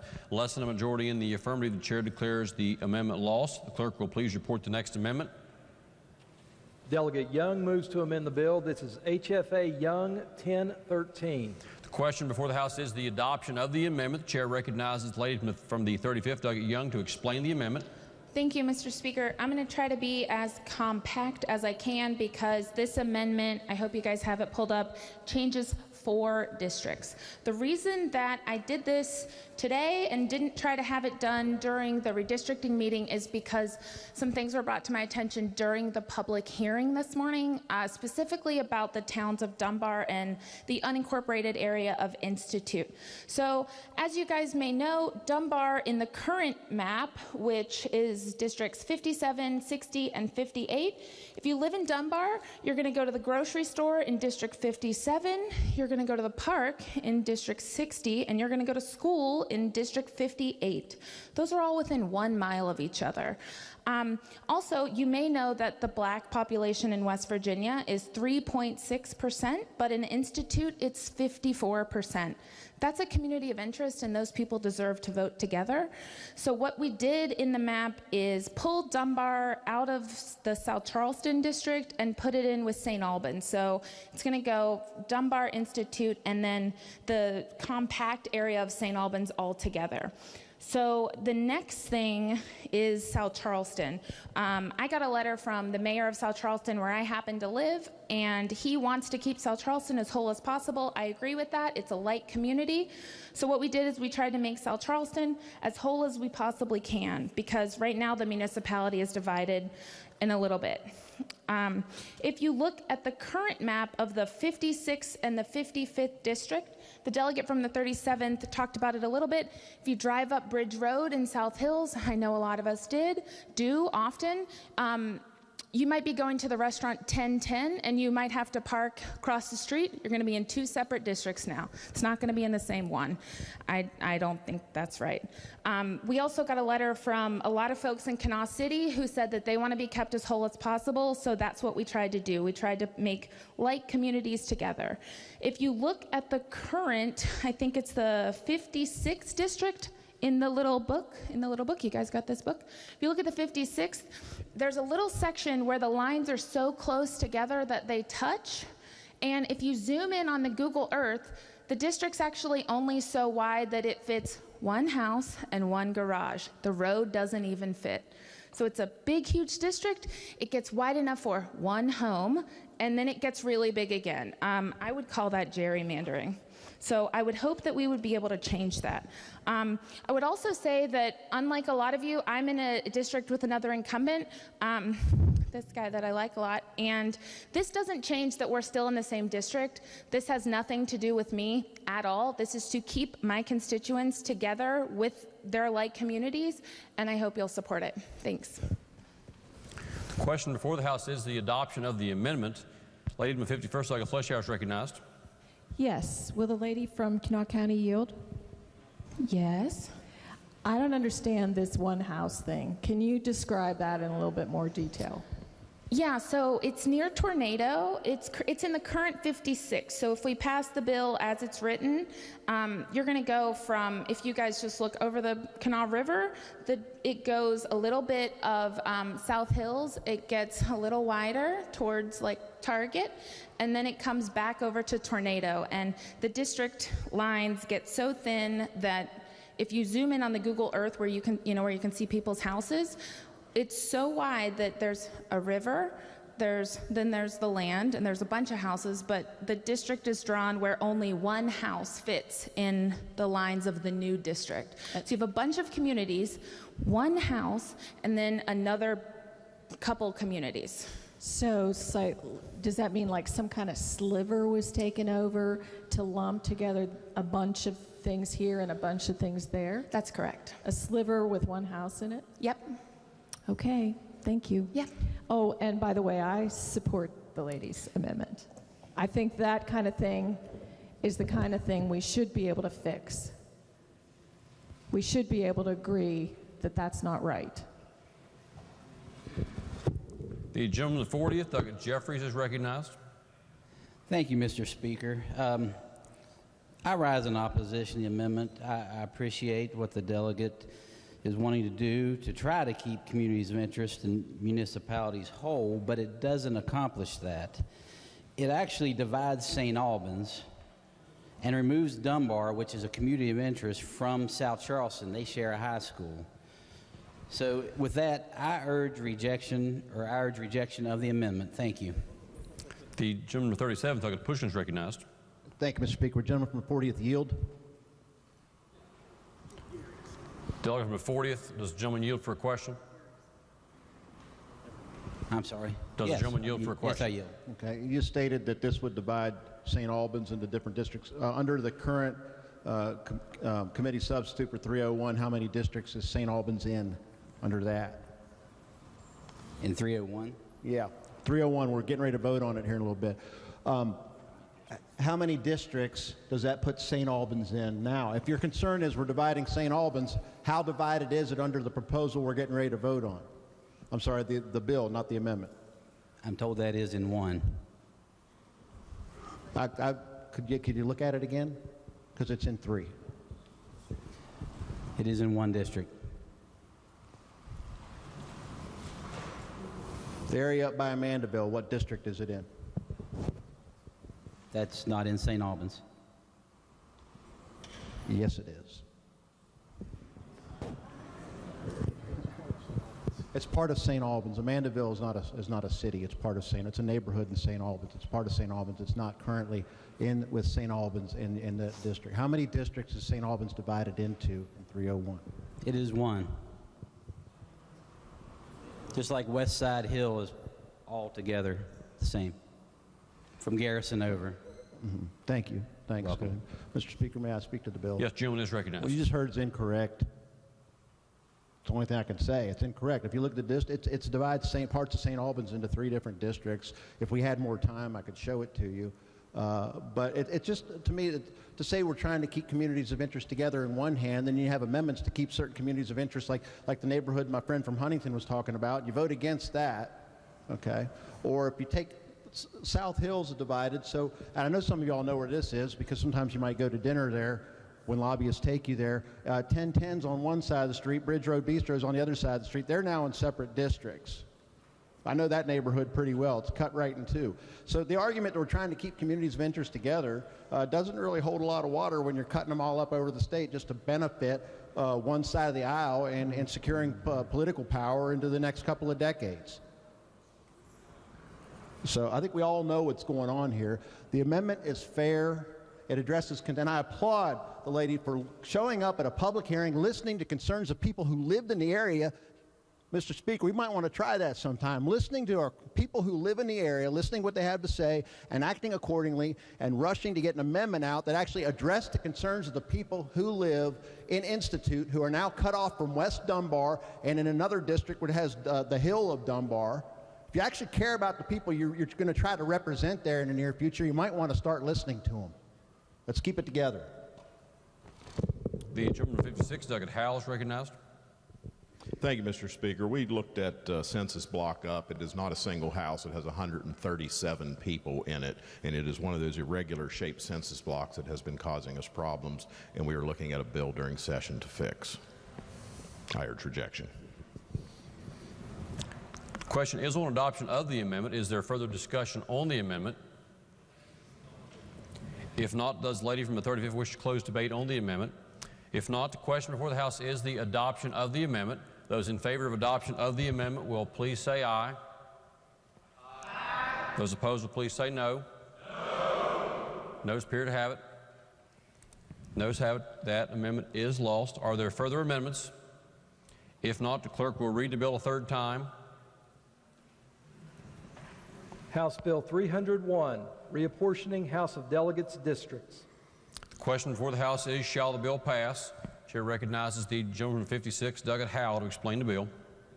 Thank you, Mr. Speaker.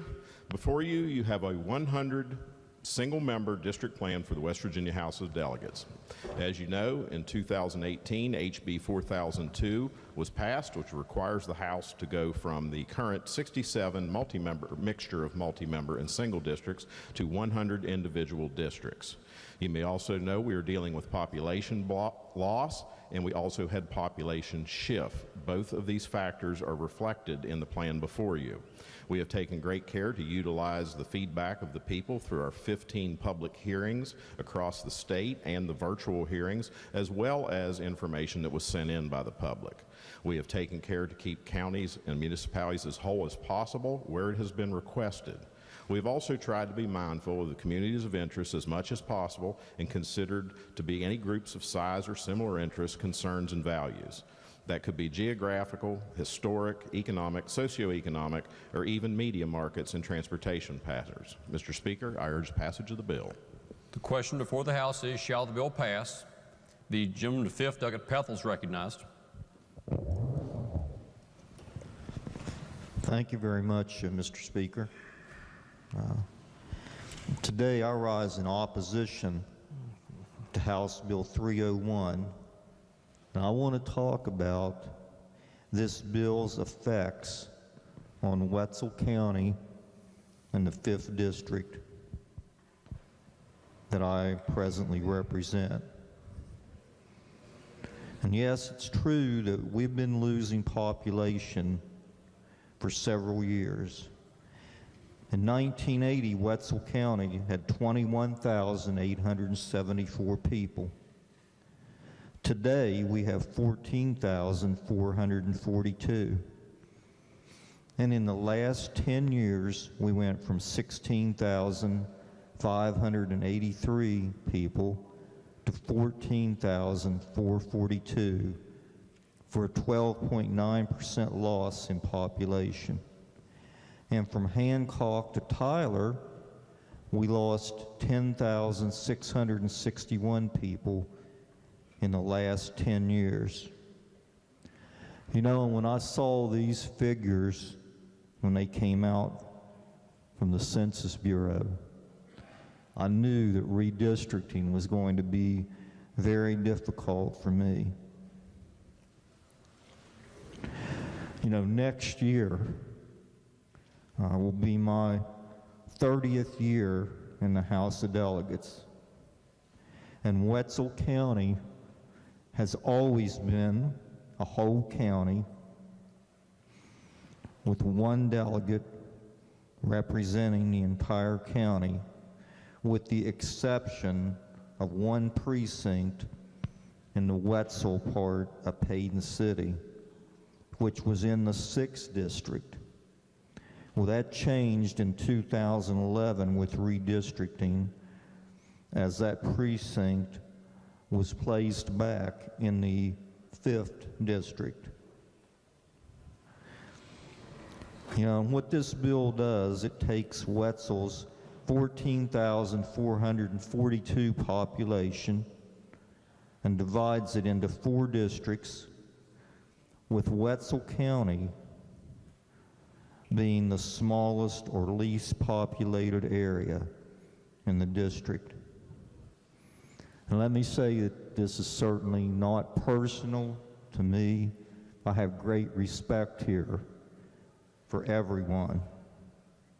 And I believe it's wrong to have hate in your heart and hold grudges and try to get even. So those that really know me here know this is not personal for me. But let's look at each district here that affects Wetzel County. District 7 is in with Marshall County. The district has 18,828 people, with 11,844 from Marshall and 6,984 from Wetzel. So Marshall County would have a 4,860 population edge over Wetzel County. District 8, Wetzel's in with Doddridge and Tyler. The district has 18,566 people. 13,694 would be from Doddridge and Tyler, and 4,872 from Wetzel. So if you live in Reeder, Porters Falls, and Payton City, you'll be in the 8th district. District 72 is in with Harrison County. The district has 17,065 people. 14,726 are from Harrison, and 2,339 people from Wetzel. So if you live in Folsom, Smithfield, Mobley, Jacksonburg, and Pine Grove, you'll be in District 72. Districts 8 and 72 take up all of the short line area, which is 1/3 of Wetzel County. District 77 is in with Monongalia County. The district has 17,226 people in population. Monongalia would have 16,979 and 247 people from Wetzel. So if you live in Burton, which is a stone's throw from my house, actually it's about 7/10 of a mile, you'll be in District 77. And I actually thought that that's where I'd end up, to be honest with you. You know, and the argument's been made, well, Wetzel County will now have 4 delegates. You know, and I guess you could say that's correct. But it's still just representing a fraction of the people. A fraction of the people in the district. So to me, it's fractional representation. You know, you've heard the numbers of population of each district. You know, and if I just needed one reason to vote against this bill, this is it. That I honestly believe that Wetzel County will never have anyone elected in the House of Delegates under this bill and plan. Never. Because when you look at the population district differences. It's just not going to happen. And that's why I adamantly oppose this bill, House Bill 301. Now I want to once again talk a little bit about the 7th district, because that's a district that I would be in. You know, and I've been going back and forth really for the last year about whether to run again.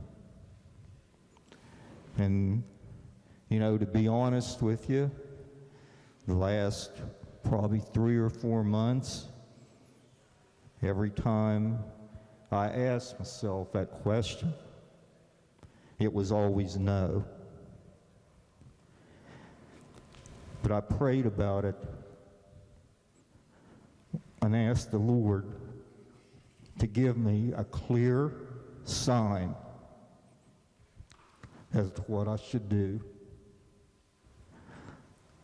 Well, when I saw the first draft map that put Wetzel into 4 districts, and the gentlelady from the 4th, who I have great respect for, Delegate Zukov, and I in the same district, I knew that that was my sign to retire,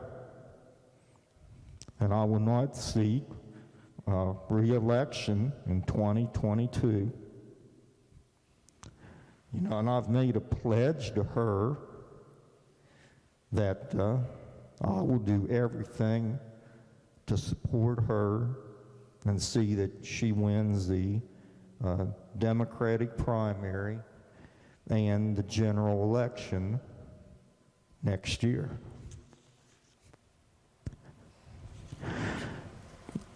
Mr. Speaker, and I just want to say, you know, that these are not lifetime seats, and 30 years is a long time to be here. The 5th district is presently made up of Wetzel and a small portion of western Monongalia. And I'll forever be humbled and grateful to the people and voters of Wetzel and Monongalia County for their overwhelming support, elected me to 15 2-year terms in Wetzel and 10 2-year terms in Monongalia. You know, and I've tried to represent the people with hard work, honesty, and integrity, never embarrassing myself, my family, my constituents, or members of the House of Delegates. And, you know, I'll certainly have more to say about my tenure here next year. I'll still be here through calendar year 2022. But I appreciate you listening, and once again, I would request a no vote on this bill. Thank you. The gentleman 67, Doyle, is recognized. Thank you, Mr. Speaker. I'm going to vote against this bill, not because my amendment failed. I was going to vote against the bill even if the amendment passed. And if anybody had asked me on the floor, if your amendment passes, will you vote for the bill, I would have fessed up and said no. Now, I have been in favor of single-member districts for a long, long time. When I first ran for the House of Delegates and won in 1982, I said in public I was in favor of all single-member districts. And I've said that in public ever since. I like to think that my support of that resulted in each one of the redistricting events that I went through. Each time we came up with a few more single-member districts. Now, when it passed in 2018, I was very, very happy My only sadness was I was not here to vote for it. But the idea of single-member districts that I was thinking of is not what is envisioned in the plan before us here. I believe this plan is as unfair to at least as many West Virginians as some of the previous bills we've had that created a number of multi-member districts. We could have done much better than this plan. So I'm going to vote no. Thank you.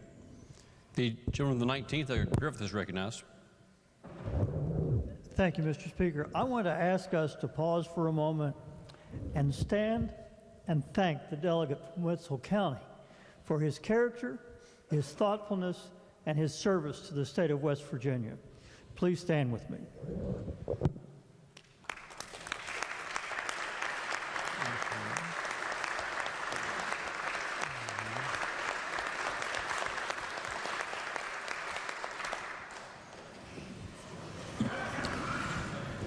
The gentleman of the 51st, Delegate Hanson, is recognized.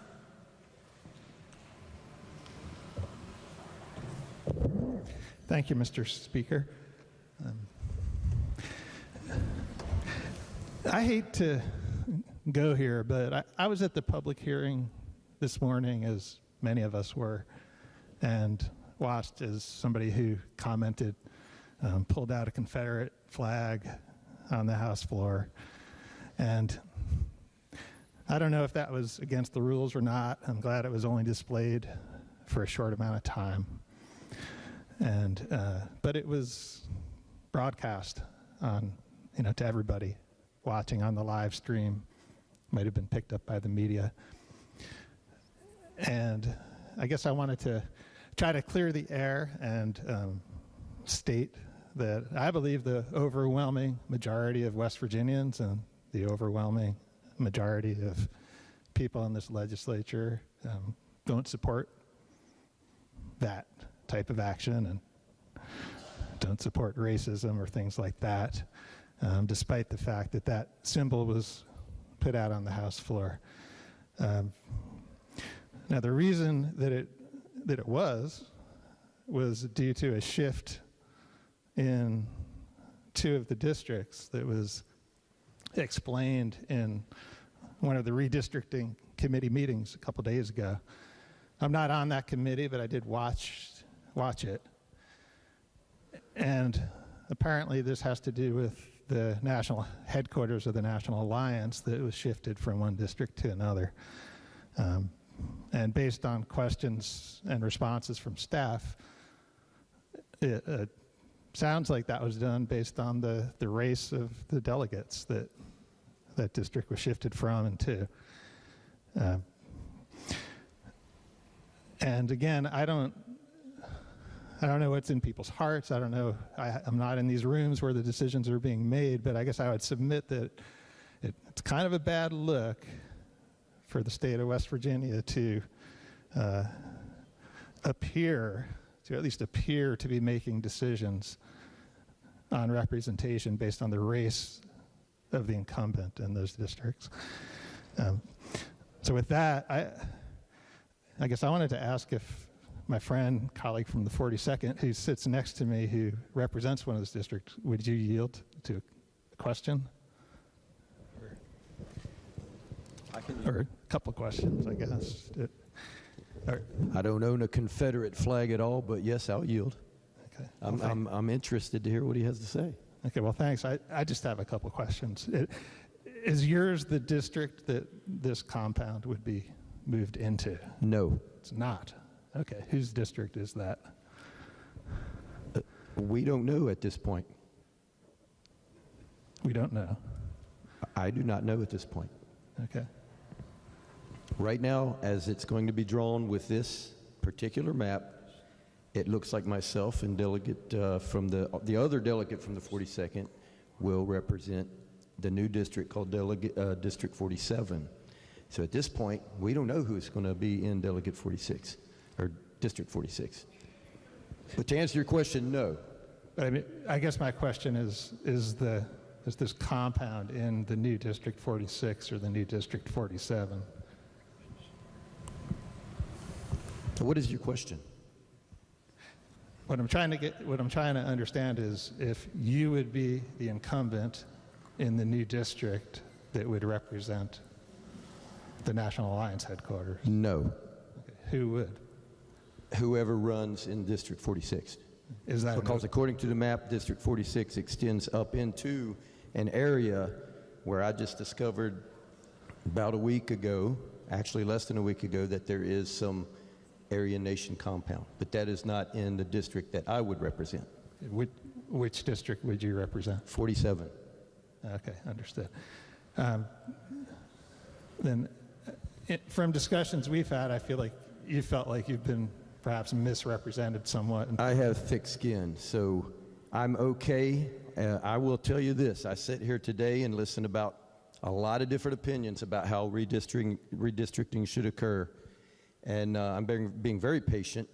I think that the committee, which I'm not on either, did the best job that they could with what they had. To my knowledge, during my lifetime, I've never seen 100 single-member districts.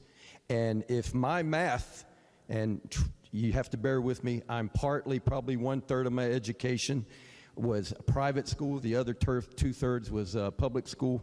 So my math is always right some of the time.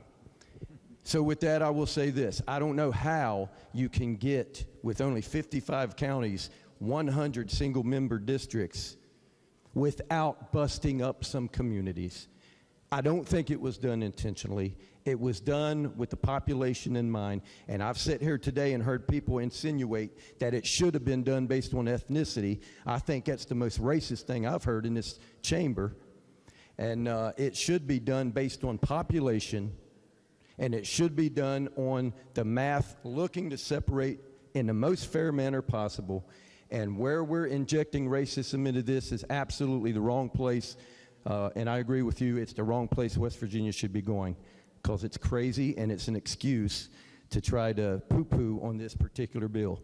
I support this bill, by the way. And I will yield for no other questions because we need to move on. But I respect you, but thank you for giving me the opportunity for that. Thank you for yielding. Thank you, Mr. Speaker. The gentleman to 16th, Doug Linville, is recognized. Thank you, Mr. Speaker. And I wasn't going to go here, but now we will. I watched the coverage of the Redistricting Committee meeting, and it sickened me. This House found out that that entity was there, and that our only African-American Republican delegate was going to be representing that. And out of concern for that individual's safety, for where he would be campaigning, which, by the way, if you'll recall, when he was first elected, there were people that stapled things to his campaign signs. Am I correct on that? Thank you. There's a duality of choice. We can either put him in that district or we can choose not to. We chose not to. You had every opportunity to amend this bill if you'd like to put him in there, but I note that not one of you did. So which would you have had us do? Now let's stop playing politics, but while we're at it, the gentlelady from the 4th stated that we had not worked with our colleagues, and yet the gentleman from the 16th stated that the gentleman from the 17th had been working with him. Also, it sounds like the left hand doesn't want to know what the right hand is doing. The gentlelady from the 4th also alleged some sort of veto power by the gentleman from the 4th. Out of an acceptance of an apology that I'd heard, because there was no veto power, this was a decision that was done with many of you, and yes, to the gentleman from the 51st, I'm going to ask you to yield here in a moment. Out of an acceptance of her apology, I hadn't intended to mention the conversation that took place on September 28th in the chairman's office, if you'll recall. But we've had discussion of some conversations. So to the gentleman from the 51st, would you yield for a question?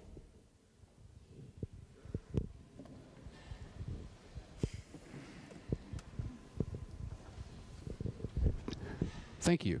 Do you recall the meeting in the chairman's office just outside the chamber here on September 28th?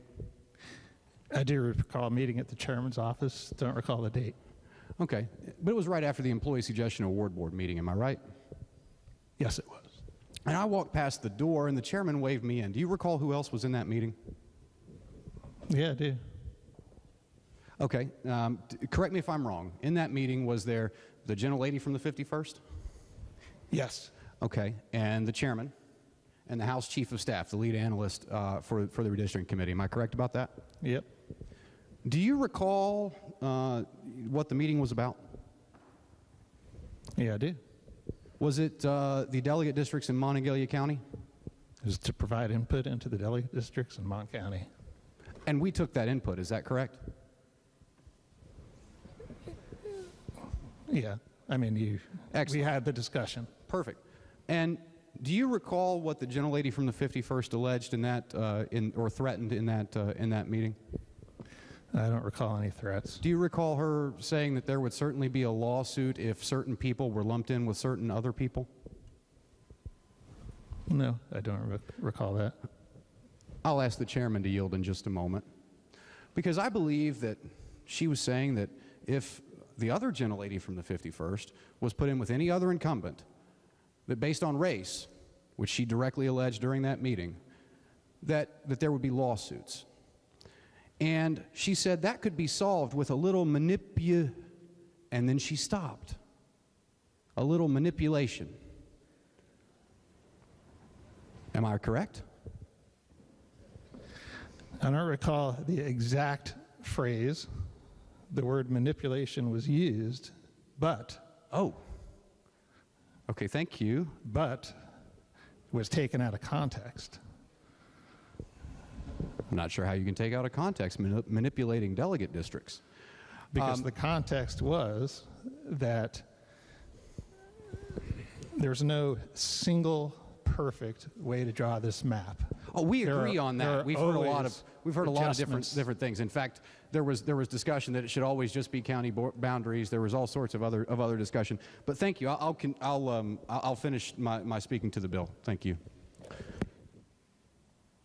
Ladies and gentlemen, the only member who has taken an admittedly partisan political approach to this so far was a gentleman from the Eastern Panhandle, the gentleman from the 67th, who discussed voters' registrations and things of that nature based on a potential amendment. We've not done that. As staff has mentioned during the redistricting meetings, we didn't know where incumbents lived. Staff didn't know it. We didn't map it out. Any of those sorts of things.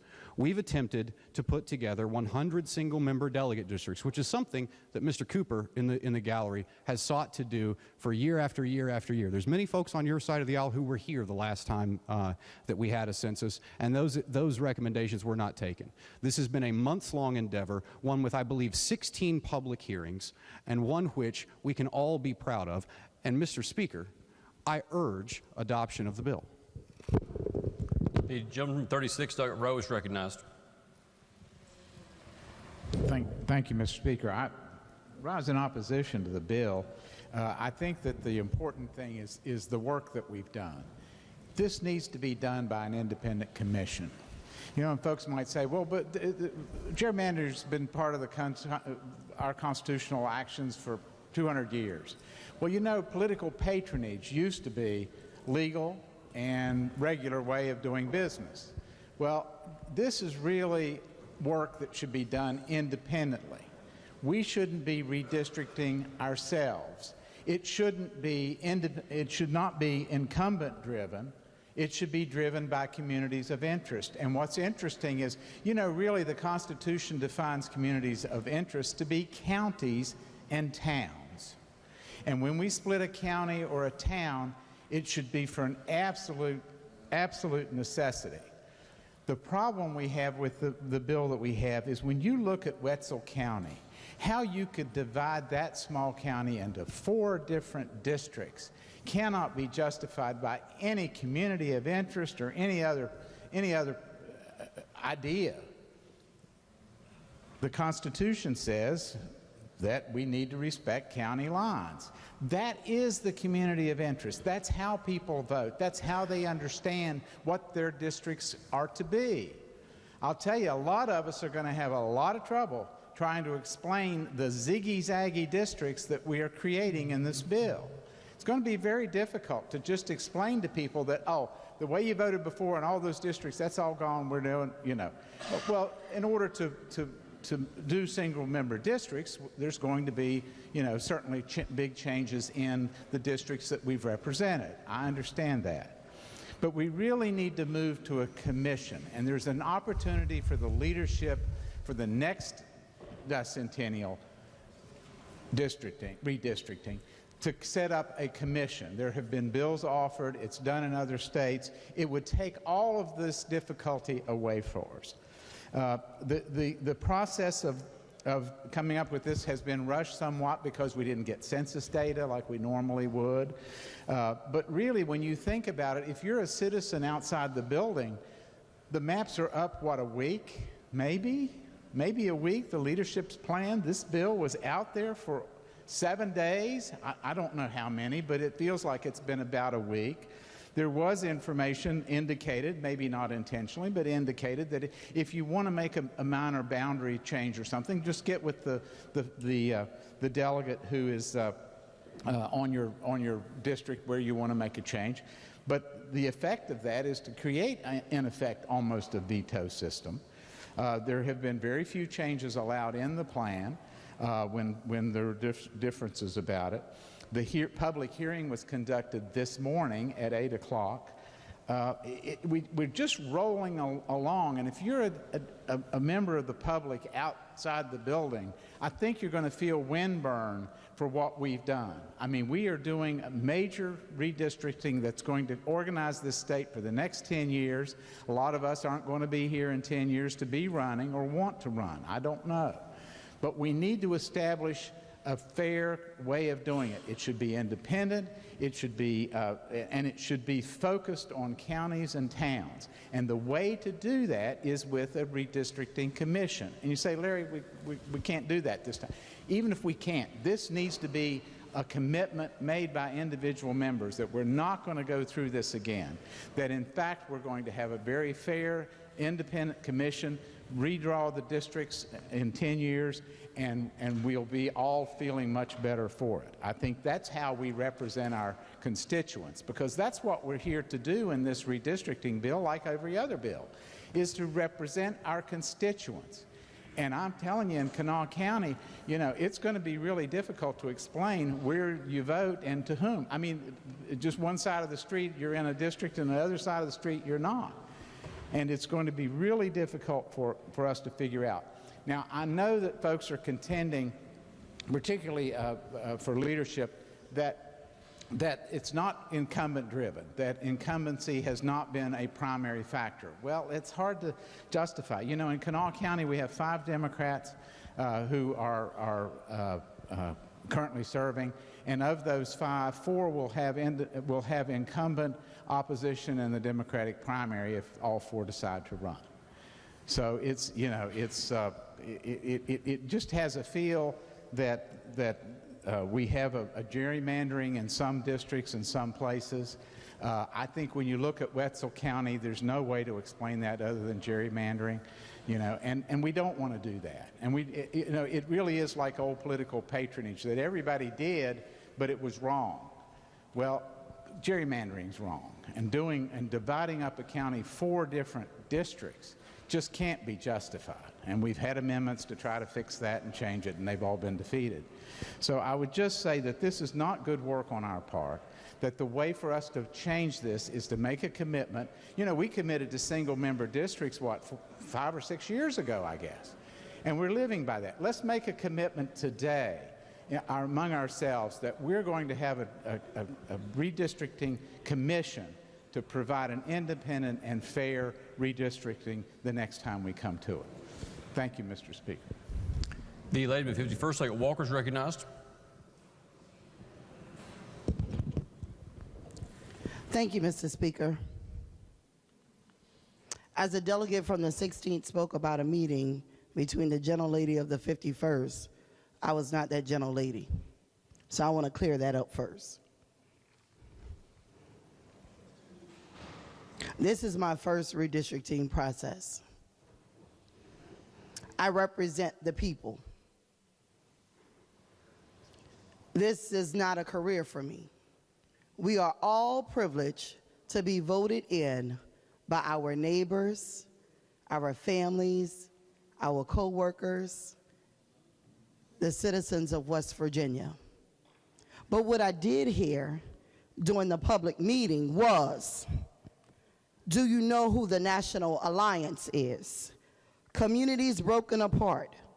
Listen and move to the best interests of fair maps, keeping counties and communities whole. Fair districts, no gerrymandering, independent commissions, good form and fashion. Jim Crow, 1970s, elected officials more accountable. The Confederate flag was displayed during the public hearing today. And for someone who is originally from the South, I understand it is history, heritage, but it can also be deemed as hate.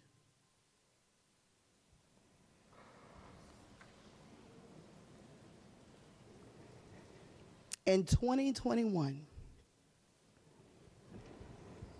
Jim Crow laws began in 1865, following the ratification of the 13th Amendment.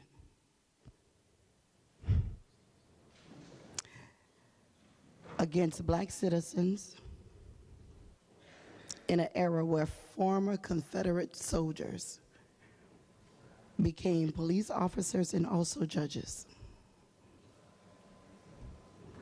Most ruthless during the Jim Crow era was an organization called the Ku Klux Klan. See, being from the South, when you see that Confederate flag and you see those burns, and you go back into your family album and you see those crosses burn, you see a black church that you went to, and across the street, the graveyard where your great-great-great-grandparents were buried, and the attempt of building that church 10 times and burn 9 of the 10. It's a little different trauma.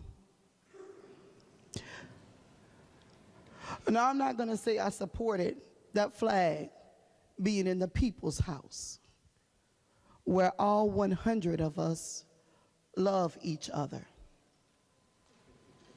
We pray for one another every day when we start a session. And I would hope that when you see the delegate from the 44th, the delegate from the 16th, and myself, we are part of one of 7 minority groups, one of 7. As I sit in this chamber, I always learn something. To my colleague from the 44th District, I'm sorry that your signs were tampered with. You know, sometimes when we get up, we kind of look at being self-indoctrinated. So I'm going to tell you something about the lady from District 51. She put her name on the ballot. She was ran off the road. So that dent that you see in my car is my memory. It's not that I don't have the insurance to make sure that it's fixed. It's a reminder that I'm still standing, still smiling, and still serving the people of West Virginia. The eggs that was thrown at my home while being a candidate, I was very pleased that my neighbor immediately cleaned it as I was trying to get to another event. But people in my community came and pressure washed the whole home.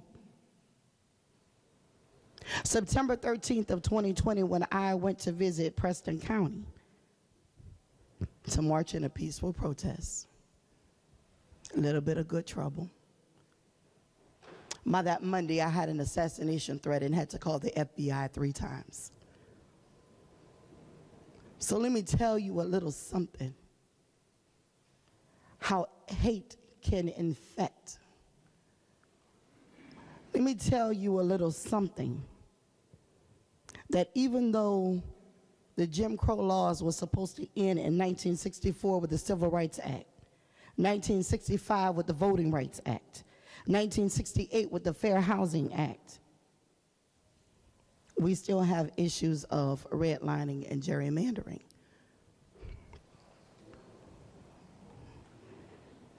So how can we protect all 7 classes of minorities? No. I don't think any of us was going to introduce an amendment where our colleague would be placed near that headquarters. But he is an incumbent.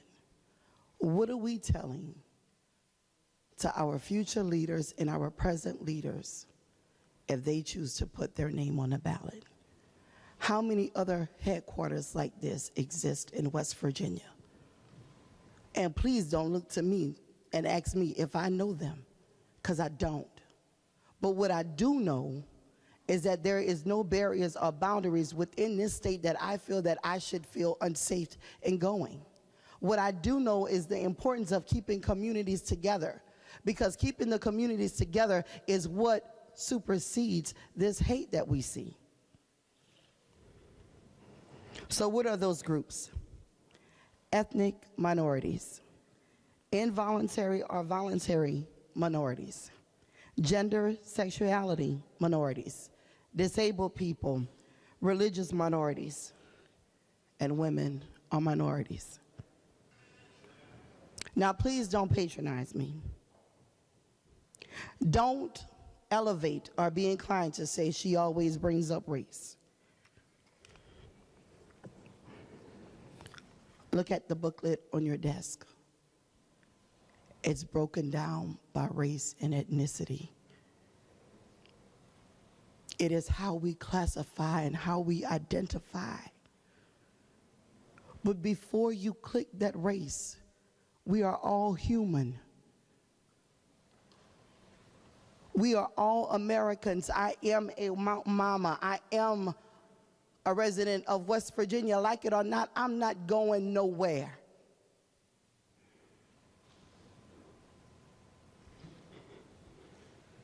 When I look through this booklet, District 54, the proposed District 54, was 63% Caucasian and 30% African American.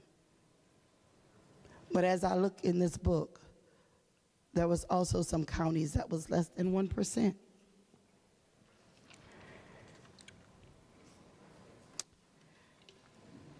And so where do we go from here?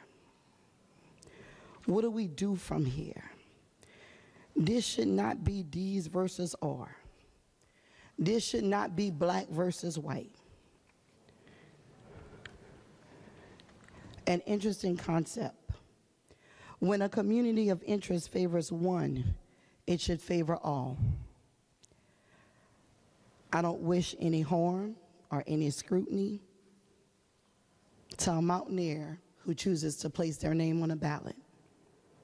Let's be real. It's not about us, y'all. It is about the voters of West Virginia. So if we can protect an incumbent who is an African-American delegate from Webster County, but the stronghold of the lines to oppress African Americans, people of color, and the minority vote should not be oppressed, suppressed, silenced, ignored, disrespected, disregarded, but we always seem to be disenfranchised. I listened very closely as some of my colleagues spoke about living under a rock. When we speak about that proposed district,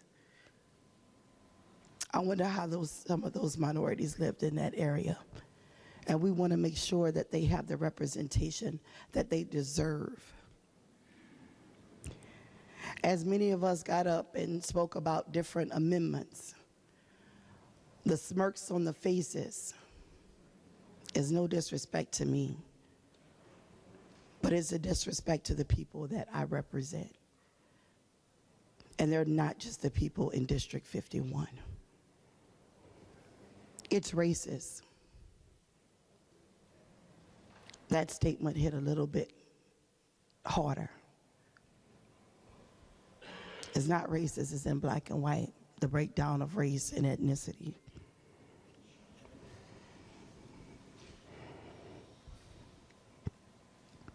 I've heard stop playing politics. That's a statement I can stand by. Let's start supporting, listening to the people. We had all these town halls. I know we are better than this. I know once we gavel out, we go to lunch together. We visit each other's homes. But think about those folks who won't be able to vote together. Thank you, Mr. Speaker. I will not be voting for this bill regardless of whatever deal was made in whose ever office. The only black woman who serves in both houses. That is not who I am and who I am made of. Thank you, Mr. Speaker. The lady from 24th, I got Mizaki is recognized. Thank you, Mr. Speaker. Emotions are high, and I know what I'm talking about. My emotions are high because I wanted something different, but you know what? I am so tickled that we had our people at home coming to our meetings and saying what they wanted. We have Chapmanville together, we have parts of Hearts together, and you know what? I should be the one who's upset because I got another delegate in my district. But you know what? I am happy for the people. And could we have communicated it better? Yes, we could have. No question. But I am tickled that we are standing here and fighting it out, wanting to do it for the people, for our people. And I am very happy the way it went. And I thank you for all the hard work that you all put in because it went for our people in the South. I am very happy how it worked out. And I will support the bill. Thank you. Is there further debate on the bill? The gentleman from 37th, Delegate Pushkin, is recognized. Thank you, Mr. Speaker. Would the I saw him over there a minute ago. Would the gentleman from the 35th, Chairman of Judiciary, yield? Sorry. I wanted to ask the other gentleman from the 35th to yield, but he hasn't been here this week.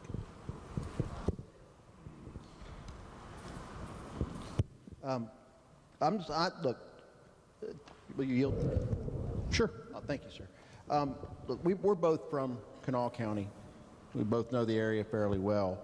I'm looking at some of the makeup and some of the shapes of some of these Kanawha County delegate districts. Now, in the proposed 55th district, do you currently reside in what was proposed to be the 55th delegate district? Yes, I believe the last time I checked. Okay. So that goes through South Hills. Where's the dividing line in South? Well, how about like this? Let's say, hypothetically, I move into that district. You're going to be my delegate, right? So I'd say, sir, could you describe this district to me? Oh, you want me to describe it to you? Yes. It's a portion of Kanawha County, and I can, if you'd like to look at this map with me that's in front of you, be happy to. It contains portions of, I don't have the map in front of me, I apologize. Portions of Kanawha City, and it goes to the border down to Boone County and on the border as well of Lincoln County, and encapsulates parts of Charleston, but also unincorporated areas as well. Okay, so it goes through South Hills, cuts South Hills. Is it cut South Hills in half, or just a portion of South Hills that goes down, that's now drawn in with all the way down to Tornado, which is the Putnam County line? Is that correct? I'm not sure if it's what the exact proportions are. You say half. I don't know if it's half or not. Part of South Hills, which is in Charleston. We have neighborhoods in Charleston that there's a line through that, right? Okay, you're familiar with like the South Hills Shopping District, right? Bridge Yes. Road? Okay. Because I heard earlier that one side, like say where 1010 is, the restaurant 1010, it would be in, I guess, in the 55th, but the Bridge Road Bistro which is also in the same district, would be in District 56. Is that true? If that's what you're telling me, I think, if I may, you know, when you look at these, what used to be multi-member districts, and then there was a commitment made by this House, a bipartisan one, to commit to 100-member districts. The result that we have, quite frankly, are districts that we didn't know what they were going to look like coming from a multi-member district. So inevitably, you're going to have roads that separate certain areas. And if you didn't have that, you would have the problem of crossing county lines. And I think one of our commitments to the people of West Virginia, and frankly to our people in Kanawha County, that we were going to try to wholly contain Kanawha County. And the challenge with that, and one of the challenges with that, was having to draw lines in certain places because you have to make the numbers work. And in order to make the numbers work with the way that Kanawha County, with certain concentrations in certain areas, very concentrated areas, you're going to have to encapsulate the whole county into some of those districts. And the numbers simply do not work, and you can't make a contiguous district without going into some populated areas and sharing those with other lesser populated areas, quite frankly. Well, I believe we offered some other variations on that that also did work, which kept communities of interest together. I thank you very much for yielding. Thank you. And could I speak to the bill? Yes, gentleman is recognized. The reason I brought up, look, I know Kanawha County fairly well. This is where I live. Other of you all know the areas, other folks know the areas where they live well. So this is what I'm looking at. But what I see, I can see no other reason for drawing that line except to benefit certain incumbents that live in these areas. And what it appears to me is in certain parts of Charleston, where several members live, it seems to be such a concern with the voting trends in that part of Charleston that they divided it up and then drew it in with more rural areas.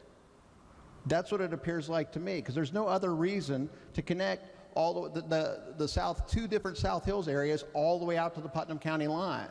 If the only reason is that we are so concerned with the voting trends of our friends and neighbors that we're now going to draw in people that may be our friends, but they're definitely not our neighbors. So I'd really like to know who we have consulted in drawing this map. I have a tremendous amount of respect for the staff of this body that did lots of work in drawing up a single, 100 single-member districts that I've always supported. I voted to go to 100 single-member districts. I also voted for a companion bill that failed that would create an independent redistricting commission. Because what we have before us is a gerrymandered mess. And it's drawn with one purpose and one purpose only, and that is the protection of political power well into the future for one side. And you can get up and repeat whatever kind of tremendous amount of bull excrement you would like, but that's what it is, and we all know it. And whoever did it, I don't think it was, actually probably wasn't even anybody from West Virginia that was consulted with, because it was done very well. If your goal is to protect political power well into the future, it was done quite well. So I would just beg the majority, who's going to be in the majority for quite some time regardless of this map, but this really solidifies it. That's what this does. This solidifies it well into the future. So I would just beg that sometimes take into account the voices that aren't often heard up here, the voices that don't have lobbyists, the voices that can't afford to take you to dinner, the folks that work in the mines, not the folks that own the mines, the folks that reside in nursing homes, not the folks who own nursing homes. I would beg of you to listen to those voices, because somebody's got to be left up here to look out for them. And if you give me a little bit leeway, I'd also ask to look around at each other a little bit, because someone's got to be left to protect you from you. Is there further debate on the bill? The gentleman in the 32nd, Delegate Fast, is recognized. Thank you, Mr. Speaker. Bull excrement, racist, gerrymandering, not keeping counties whole, that's the blame now that's been thrown to this side of the aisle, and frankly, I wasn't planning on speaking today, but I've had enough. And you know, there were multiple public hearings held around the state. The committee has been very transparent. It has not been something done in a smoke-filled room somewhere in the basement. And let me tell you about keeping counties whole. It's one of the things that's been accused here that we're not doing. 2001, I believe it was, when another party was in control, the 32nd district was redrawn.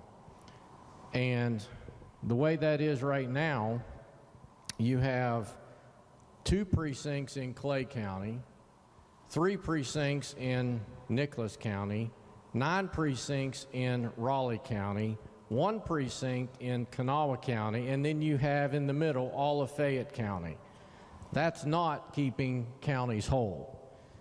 The city of Montgomery was split. And there's also been an accusation that we needed to pass a redistricting commission. As I recall, a decade, unless Common Core has changed this as well, a decade is still 10 years. For 8 decades prior to 2014, no redistricting commission was passed out of this body.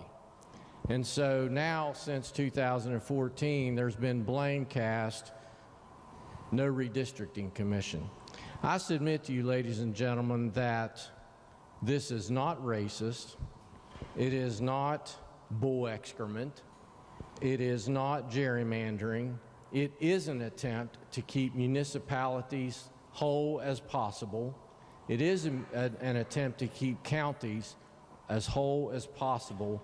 And it's a good bill. It's fair, it's balanced, it's been transparent, it's been open to the public, public comment has been received. Therefore, Mr. Speaker, I urge passage. The gentleman number 36, Delegate Barracks, recognized. Thank you, Mr. Speaker. Yeah, I just want to add a quick note on that, and I definitely am against this bill. But we keep talking about that we did have the public hearings. I went to 2 of the hearings in Putnam County, Kanawha County. I went to the one this morning right here in the House chambers, and all the people said the same thing. They wanted no districting by political boundaries. They wanted to have things done in a fair manner and not have any gerrymandering. And I just got to say that I think just because we had the hearings doesn't mean that the map follows that. I think it's been completely ignored. I think this map is completely against what everyone I've heard speak out about it is saying, and that's why I'm going to vote against it, and I think we should all turn this down. Thank you very much. The gentleman first, Delegate Zetezalo, is recognized. Thank you, Mr. Speaker.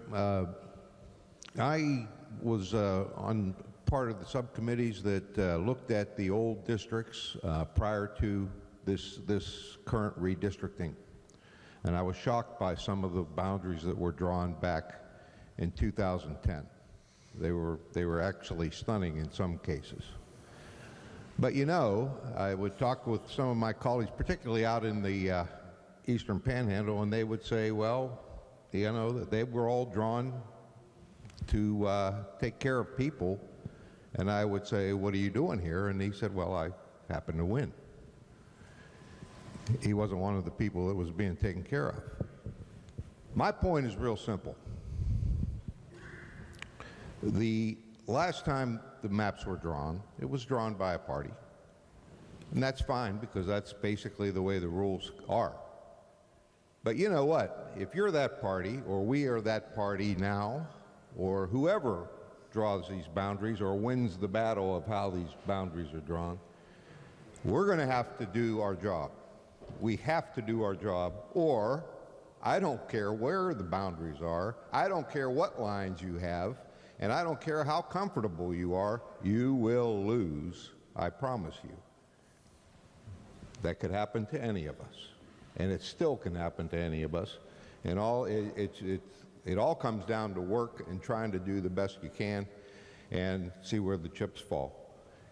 So ultimately, what happened 10 years ago didn't really come into play, did it? And what happened this year probably won't come into play 10 years from now. So I would suggest to everybody, after this vote is taken and after we're done, let's all get to work and let's see where the chips fall after that. Thank you, Mr. Speaker. Is there further debate on the bill? Does the gentleman from the 56th Delegate Howell wish to close debate on the bill? If not, the question before the House is, shall the bill pass? Those in favor of passage of the bill will vote aye. Those opposed will vote no. The clerk will prepare the machine.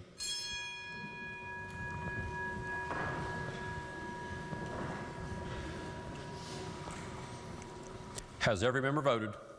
If so, the clerk will close the machine and ascertain the result on that question. There were 79 ayes, 20 nays, and 1 member absent. Majority of members voting in the affirmative. The chair declares the bill passed. The clerk will please report the title.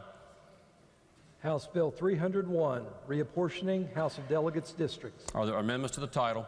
If not, the title as read by the clerk will be and remain the title of the bill. The clerk will please communicate the action of the House to the Senate.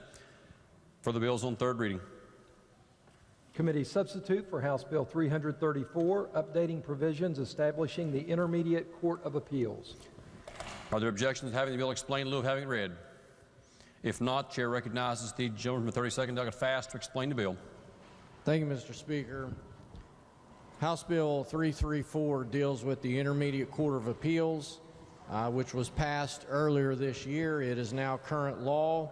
This bill includes some cleanup of the bill that was passed earlier and also a little bit of substance. It corrects an internal citation relating to workers' compensation claims, just inadvertent use of the wrong code section.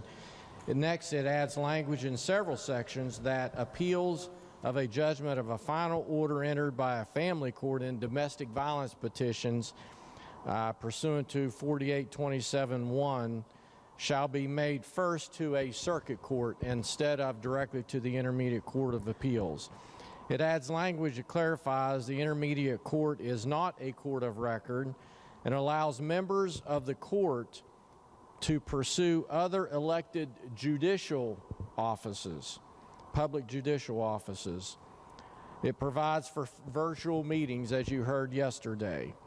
And it updates the term clerk in one section of the administrative director.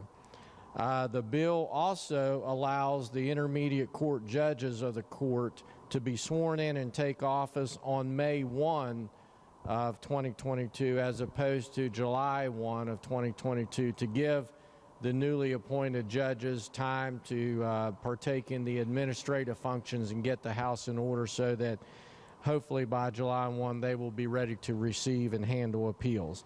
That is the bill. Whether or not you like the Intermediate Court of Appeals, I do urge passage because it is now law, and this just simply makes it better. Thank you, Mr. Speaker. The question before the House is, shall the bill pass? Is there debate on the bill? If not, those in favor of passage will vote aye. Those opposed will vote no. The clerk will prepare the machine.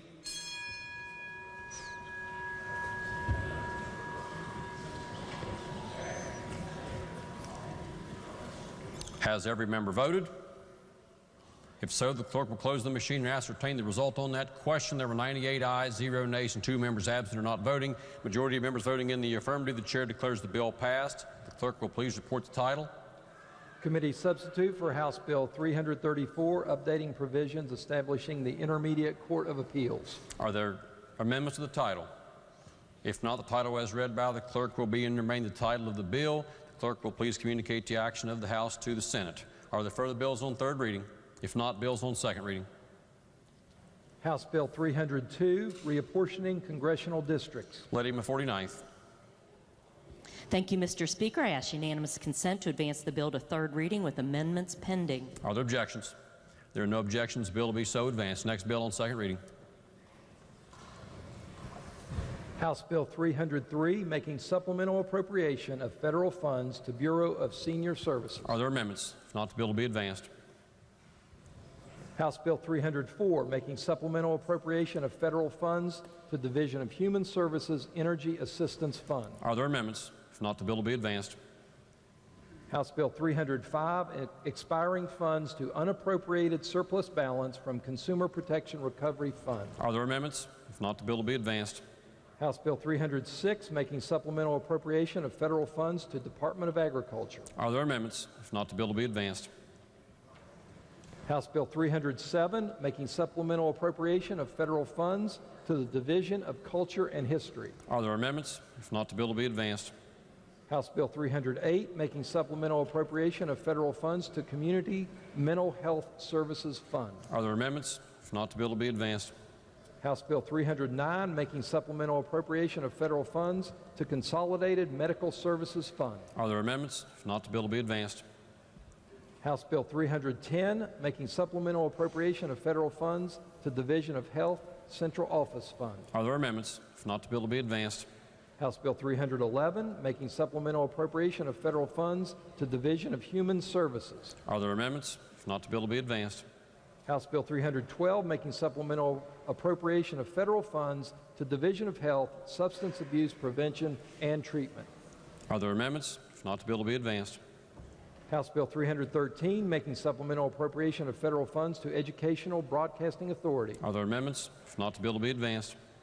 House Bill 314, making supplemental appropriation of federal funds to Library Commission. Are there amendments? If not, the bill will be advanced.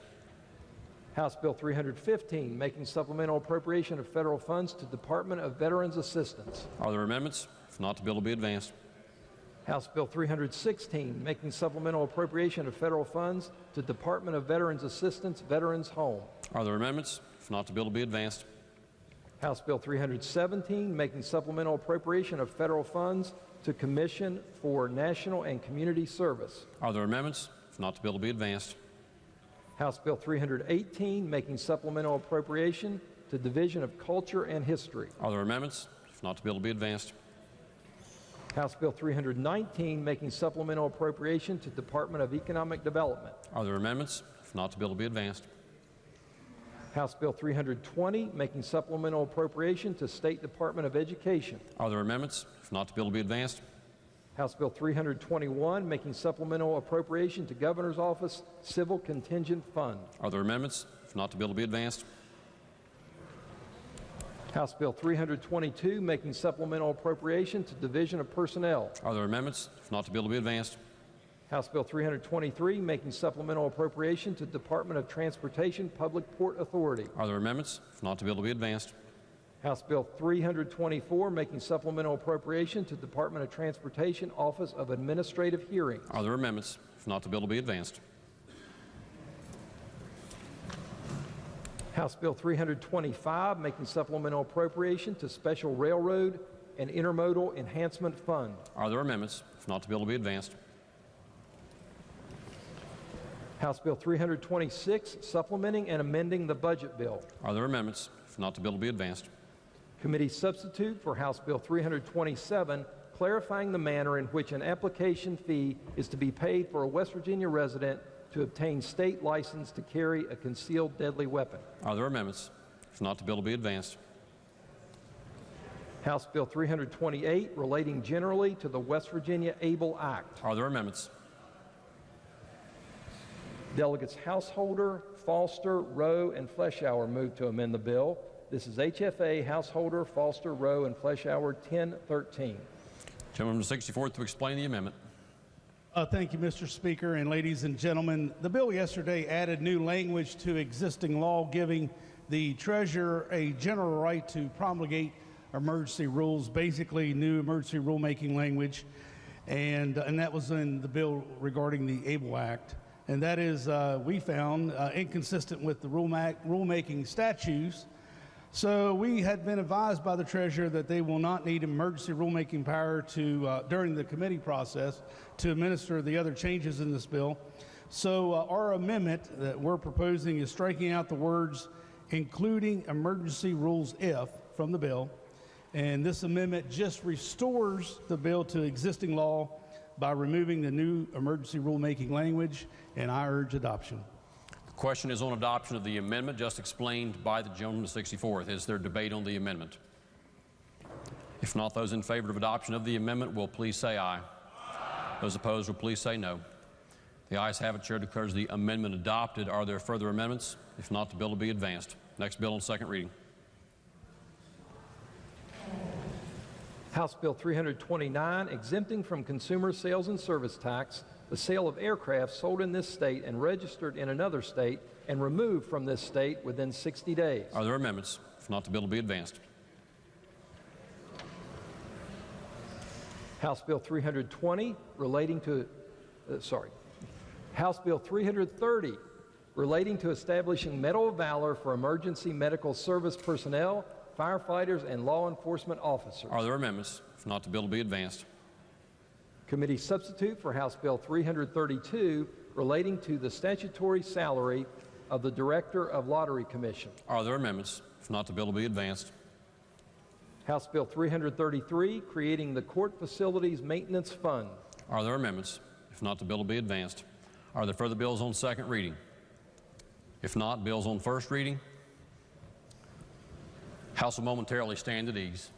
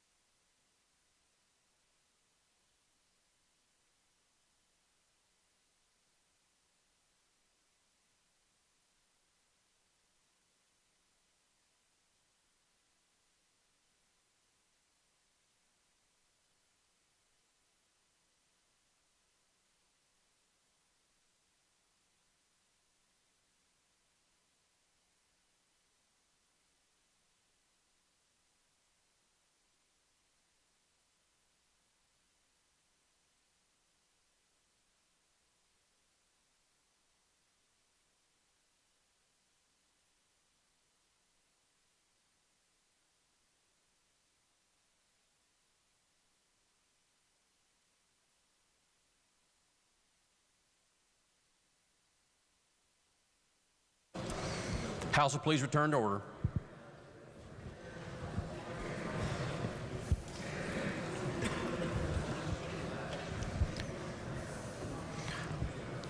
For what purpose does the gentleman from 36 Duggett Road seek recognition?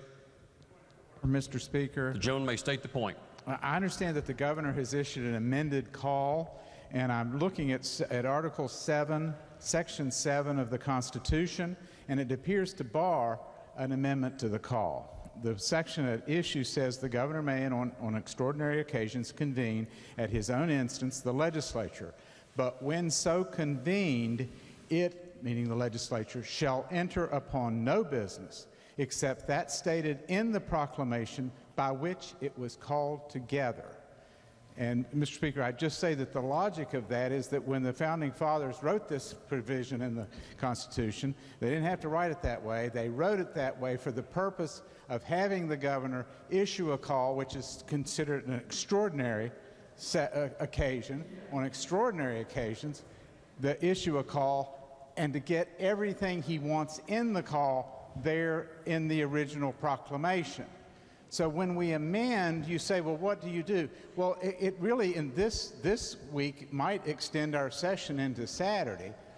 And what should happen is that I think what the Founding Fathers would say is, well, if you want to amend the call, you have to issue a new call because of the language that says the legislature can enter upon no business except that stated in the proclamation by which it was called together.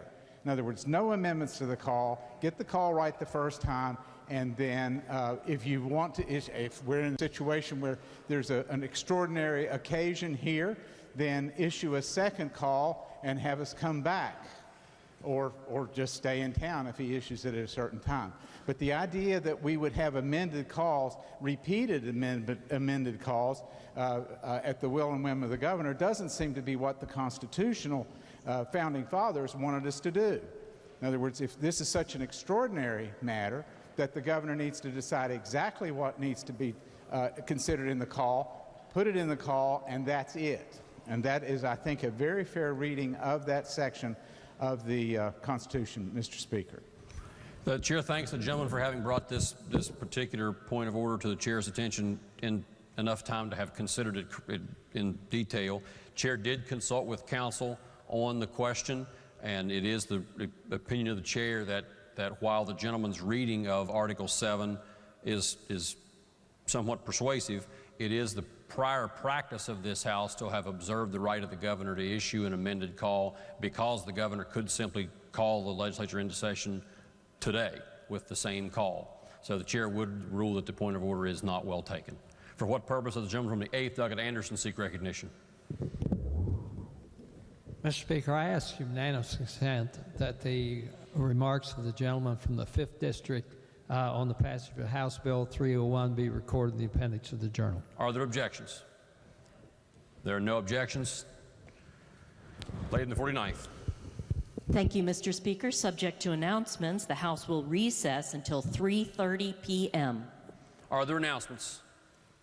Gentleman from the 10th, Delegate Chris. Thank you, Mr. Speaker. Your Committee on Finance will meet today at 3 o'clock in the House Finance Committee room. The agenda will be posted. Lady in the 38th, Delegate Graves. Thank you, Mr. Speaker. Republicans will caucus immediately after session in this chamber. Gentleman from the 15th, Delegate Foster. Thank you, Mr. Speaker. Your House Government Organization Committee will meet at 3 p.m. in House Judiciary Room, and the members of that, Republican members of that committee will caucus in the chairman's office 30 minutes before 3 o'clock. Gentleman from the 3rd, Delegate Fluharty is recognized. Democrats will caucus in 252 immediately following the break, and lunch will be provided. Are there further announcements? If not, the question before the House is the motion that the House stand in recess until 3:30. Those in favor, please say aye. Those opposed, please say no. The ayes have it. The motion is adopted. The House is in recess until 3:30. Act, and importantly for federal constitutional purposes and state constitutional purposes, is very, very close to absolute equality. And the truth is this: in West Virginia, you cannot get to absolute numerical equality unless you're willing to divide a county. You can do it. It can be done that way. It's never been done in West Virginia, not for a congressional map. And having those two districts be as close as they are in terms of population and the very small deviation, I believe, will satisfy any constitutional challenge that may come on a one-man, one-vote equal protection basis. On that point, I will only say this. There was such a challenge 10 years ago, and I wasn't in the Senate then, but we have a few people around here who were. There was a challenge to the maps that the legislature drew 10 years ago in federal court, and the legislature had 3 congressional districts, and it was keeping 3 congressional districts before and after. And there was a challenge based on whether or not the enactment, the plan that was adopted, met those equal protection, equal population, one man, one vote requirements. And in truth, the first court, the district court that was impaneled to hear it, decided that it did not. Its interpretation of the U.S. Constitution was, and the case is Jefferson County Commissioners versus Tennant. And if anybody wants the citation for the case to be able to look it up, I can get it for you. But it's a fascinating case. The initial court that ruled upon it determined that the plan was unconstitutional and did not meet the one man, one vote requirement because they were not exactly equal, the 3 districts. It was reviewed, the decision was reviewed by the United States Supreme Court. And the U.S. Supreme Court reversed the lower court and held that the plan that the legislature had adopted did meet the one man, one vote requirements. And again, the case is Jefferson County Commissioners versus Tennant. Let me find, I do have the site for it here. Bear with me just a second. And the point I'm going to get to on this is simply that. Whereas the map we have before us has a total deviation of 2 times 0.09 or 0.18. In other words, each 0.18 total, negative 0.09 and positive 0.09, the sum of those two gives you the total deviation. That is a fraction, a mere fraction of what the Supreme Court said 10 years ago was okay in the maps that were drawn and enacted. The total deviation in that case was 0.79. So really, I'm not taking any liberties, but the deviation in what we have before us now is 1/4, a quarter of what the deviation 10 years ago was, which was ultimately approved by the United States Supreme Court. Again, Mr. President, I'll be happy to answer any questions. Otherwise, I urge the passage of the bill.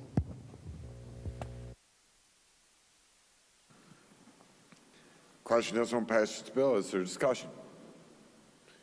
If not, question for the Senate is, shall the bill pass? All those in favor vote yea. Those opposed will vote nay. The clerk shall prepare the machine.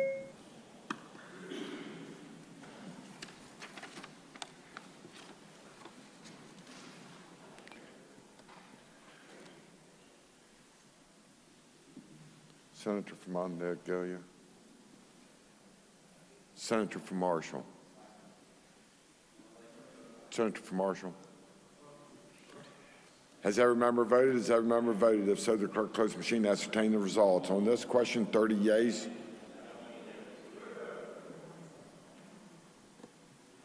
No. On this question, 30 yeas, 2 nays, 2 absent not voting. More than the majority of those present and voting having voted in the affirmative, I declare the bill passed.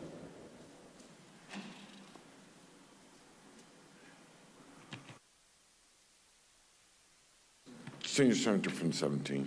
Thank you, Mr. President. I move the bill be made effective from passage and request unanimous consent that the roll call used on passage of the bill be used to make it so effective. Senior Senator from the 17th moves the bill be made effective from passage and request unanimous consent that the roll call used on the passage of the bill be used to make it so effective. Is there objection?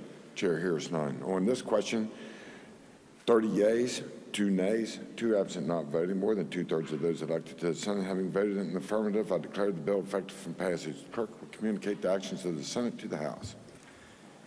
Senate Bill 3034, dividing state into senatorial districts.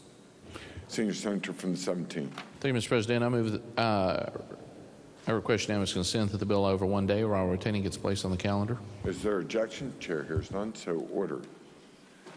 Senior Senator from the 17th. Thank you, Mr. President. Pending announcements, I move the Senate stand in recess until 5 p.m. Are there announcements? I have an announcement. Thank you, Mr. President. Just so that the Senate is aware, if House messages and stuff come over earlier, we may try to meet earlier than that. So I'll communicate with the minority leader. No. Scratch that.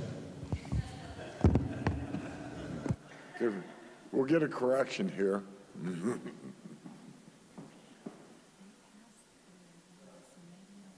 Senior Senator from the 17th, wish to clarify this? Yes, sir, Mr. President. Sorry for that mess up there. Yeah, we may be later than that. If we are going to be later than that, I'll communicate with the minority leaders so that we can keep everybody up to date as to when we'll be coming back to the floor.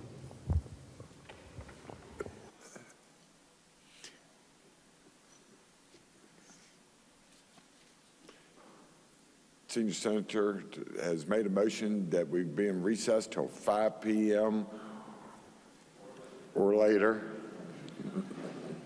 All those in favor will say aye. Those opposed, no. The ayes appear to have it. The ayes do have it. We are in recess.